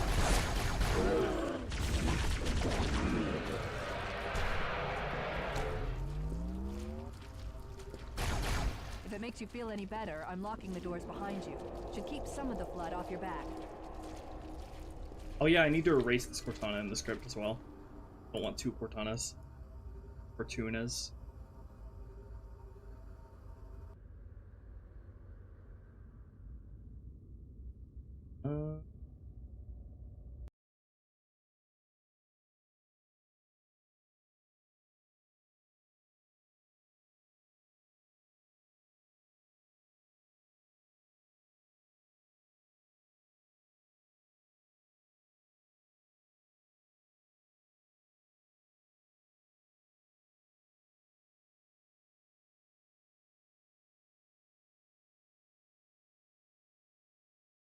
Oh my god, thank you, Yup, for the $5 super chat. Anything you or a team are severely upset that you can't implement into this mod? I know Gold Athena really wants a lot of shader stuff. Did you get the stencil shaded lighting to work? No. We have dynamic lights, but there's no stencil lighting here at all. Thank you, Design on Buying, for the 69. Nice. $6.9.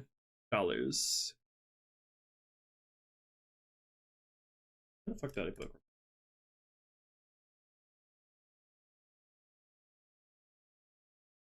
Okay. AI erase core Cortana. Okay.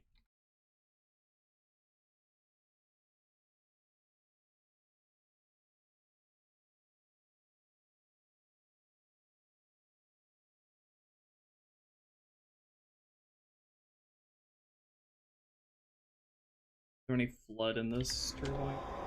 Or I think this fucking guy's considered to be inside of the trigger volume. Okay, there we go. I need to move the trigger volume back a little bit.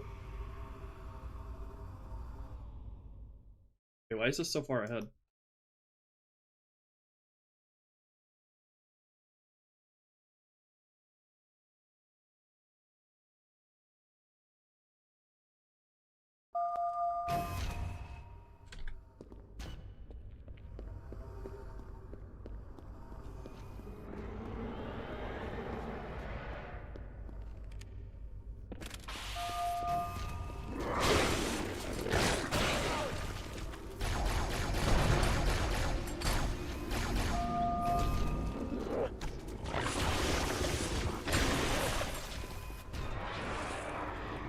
Makes you feel any better, I'm locking the doors behind you.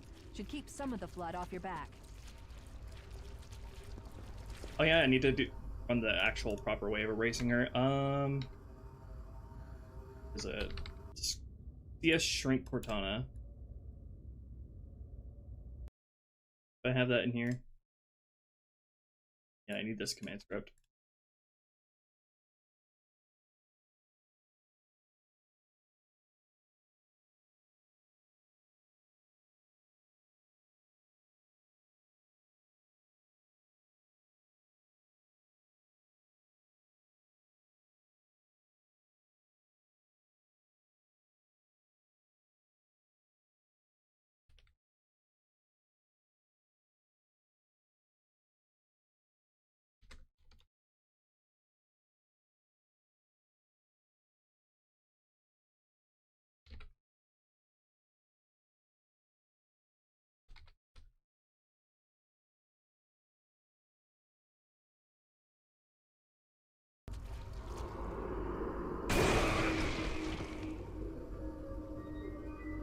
So let's adjust this a bit. Wait. Then move the triggering trigger volume a lot closer.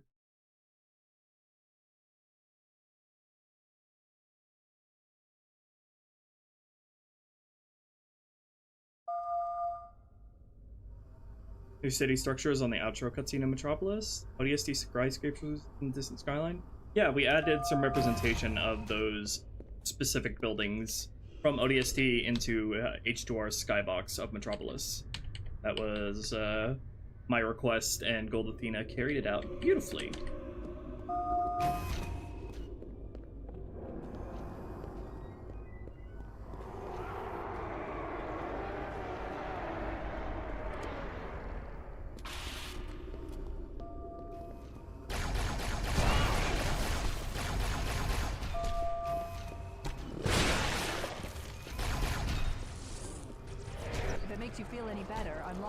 Behind you.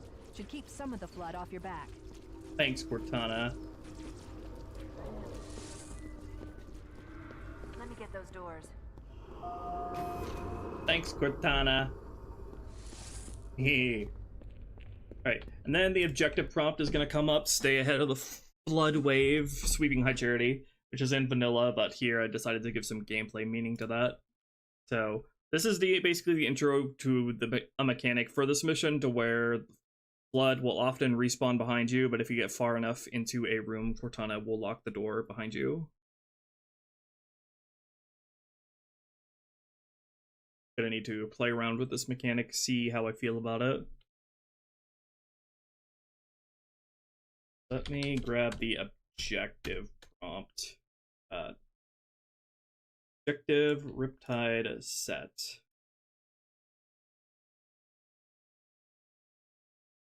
Objective prompt.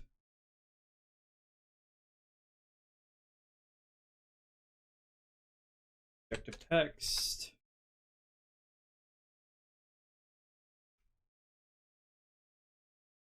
Okay, make the script.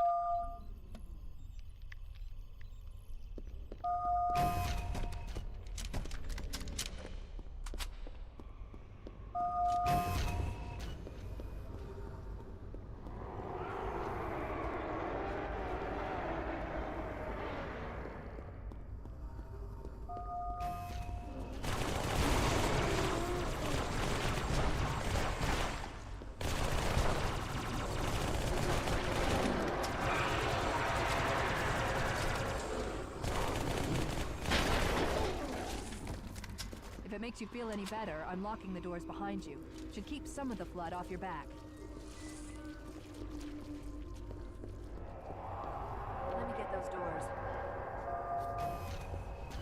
Oh, the objective prompt needs to come up after the first dialogue, not the second.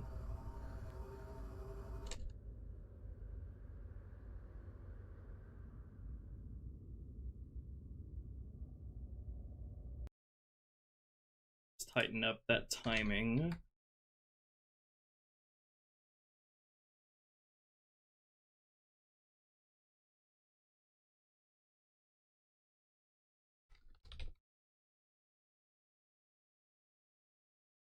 Also should give a checkpoint. Well.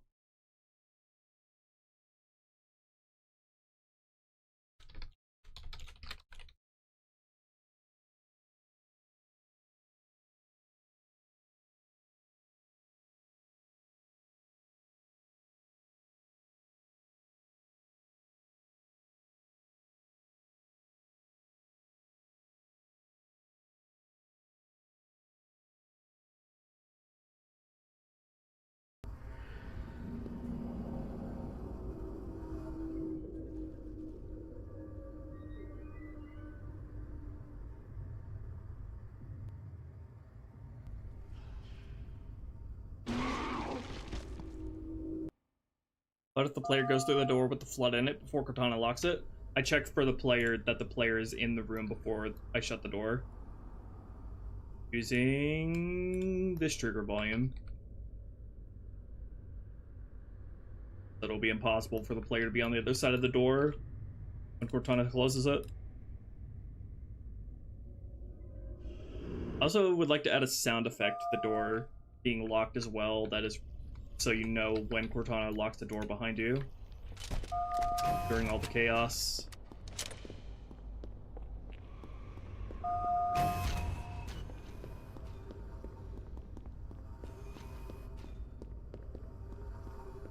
Can I not wait the script?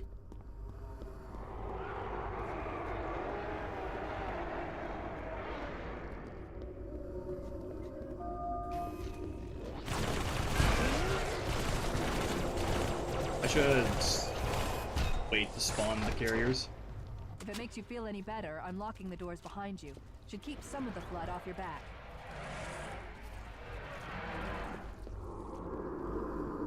Let me get those doors. There we go. That's some good objective prompting. That's a good way to let players know that it's a deliberate mechanic.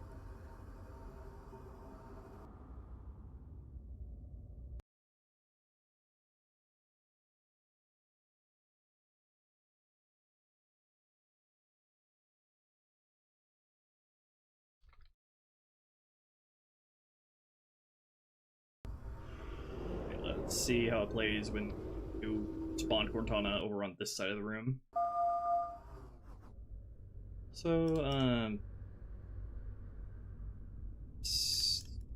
wait to spawn the carriers a little bit longer.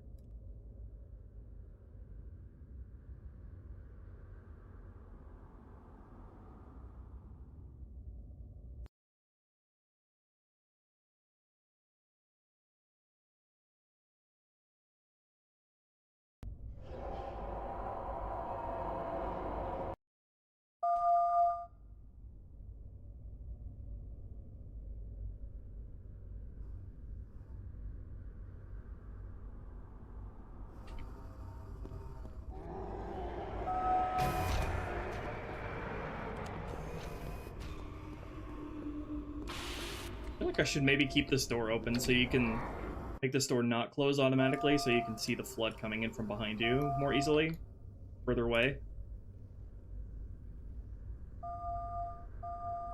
Let's set the door to not close automatically once you initiating this encounter. Device closes automatically set. Corridor 1, 0.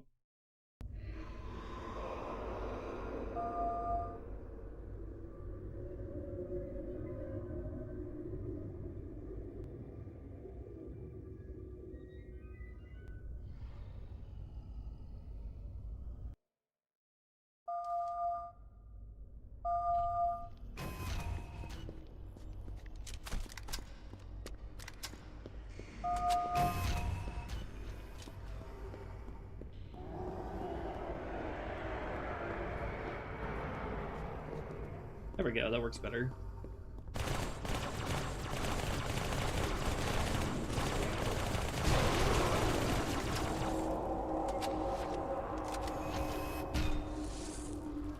If it makes you feel any better, unlocking the doors behind you should keep some of the flood off your back. Let me get those doors. Nice, nice, nice, nice!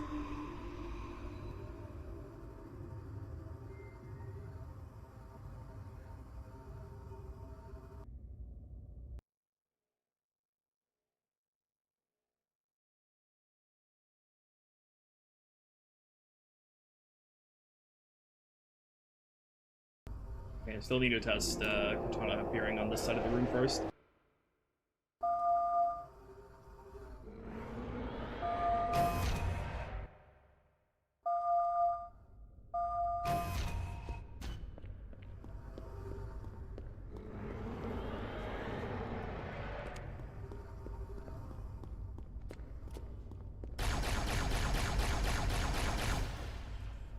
I might make the timer for this more dynamic and dependent on how many you're taking out, rather than a static timer. And now Cortana's over here. I think it's waiting. If you feel any better, unlocking the doors behind you should keep some of the flood off your back. Excuse you. Let me get those doors. Ah, there's two of them! First. Alright, let's fix that. Thought I set it to not do that.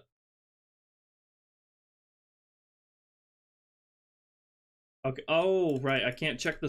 I don't think I can check the spawn count of an individual actor, only a squad.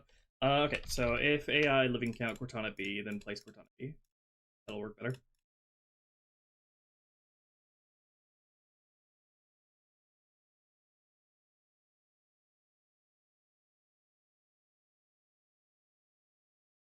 I also.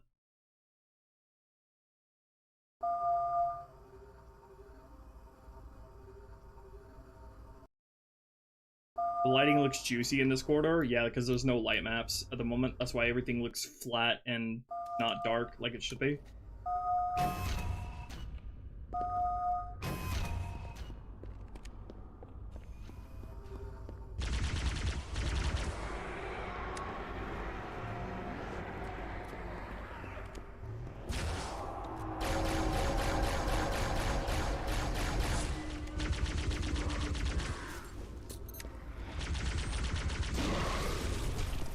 If it makes you feel any better, I'm locking the doors behind you. Should keep some of the flood off your back. Let me get those doors. Thanks, Cortana. Okay, and then you proceed into the corridors and come into the two-way battle between the Covenant and the Flood. Here. And that mechanic of her locking the doors behind you will persist. I might do something to where she will lock the door behind you faster if you are killing the Flood that are respawning in behind you, so it's not just a matter of running forward.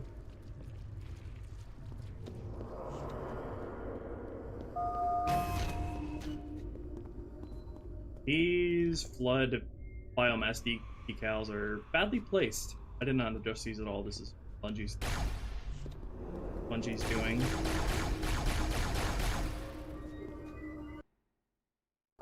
Okay, let's test that from the mausoleum, upper mausoleum encounter coming into this.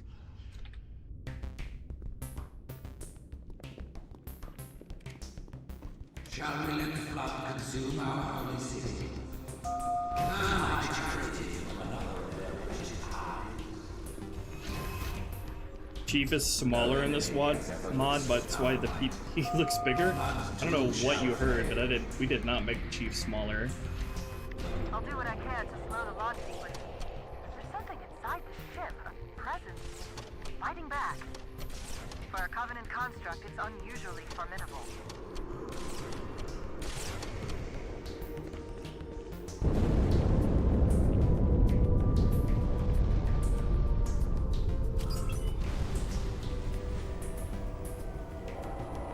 So wonderfully chaotic.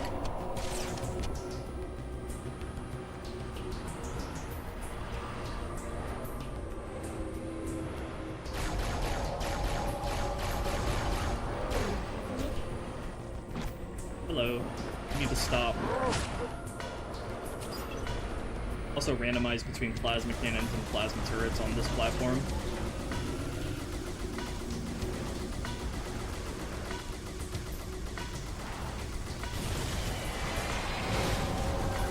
Oh, the explosion of the Pelican killed the drones there.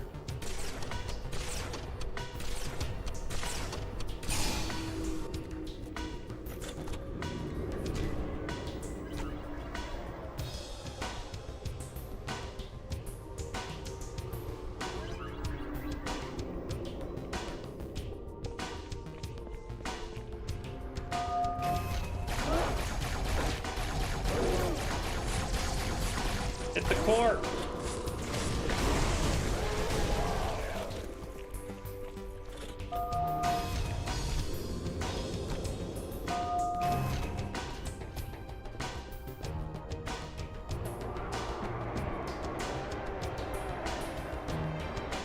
That flows seamlessly. Could put all the bodies back in here as well. That's a ton of objects in this room that are missing. I don't know where they went. If it makes you feel any better, I'm locking the doors behind you. Should keep some of the flood off your back. Quiet. Let me get those doors. Okay. The reason I need to lock this door here is because players will obviously just run through here and completely miss the scene, and thus the gameplay mechanic of locking the doors won't get set up properly.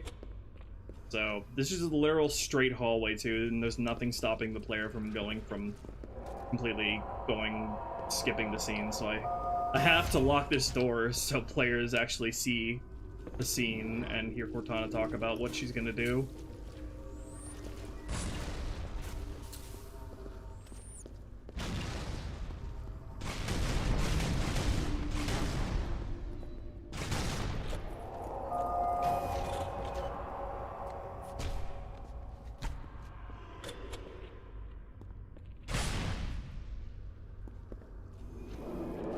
also need to move on a spawn.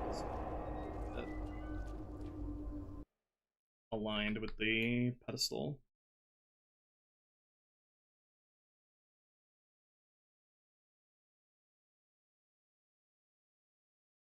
Alright, nice. We got a good amount of stuff done on this stream, if I do say so myself. But yeah, next time we come back, we'll probably be doing some fun new stuff with the new areas that I've added toward the middle half of this mission. So we'll get to take a gander at all that fun stuff. But yeah, that'll do it for today's stream, everybody. Come back next week for the next stream. Thank you to everybody who donated. Always appreciate it. You are really what keeps this mod project alive, especially those of you who donated through Streamlabs, so YouTube doesn't steal any of my money.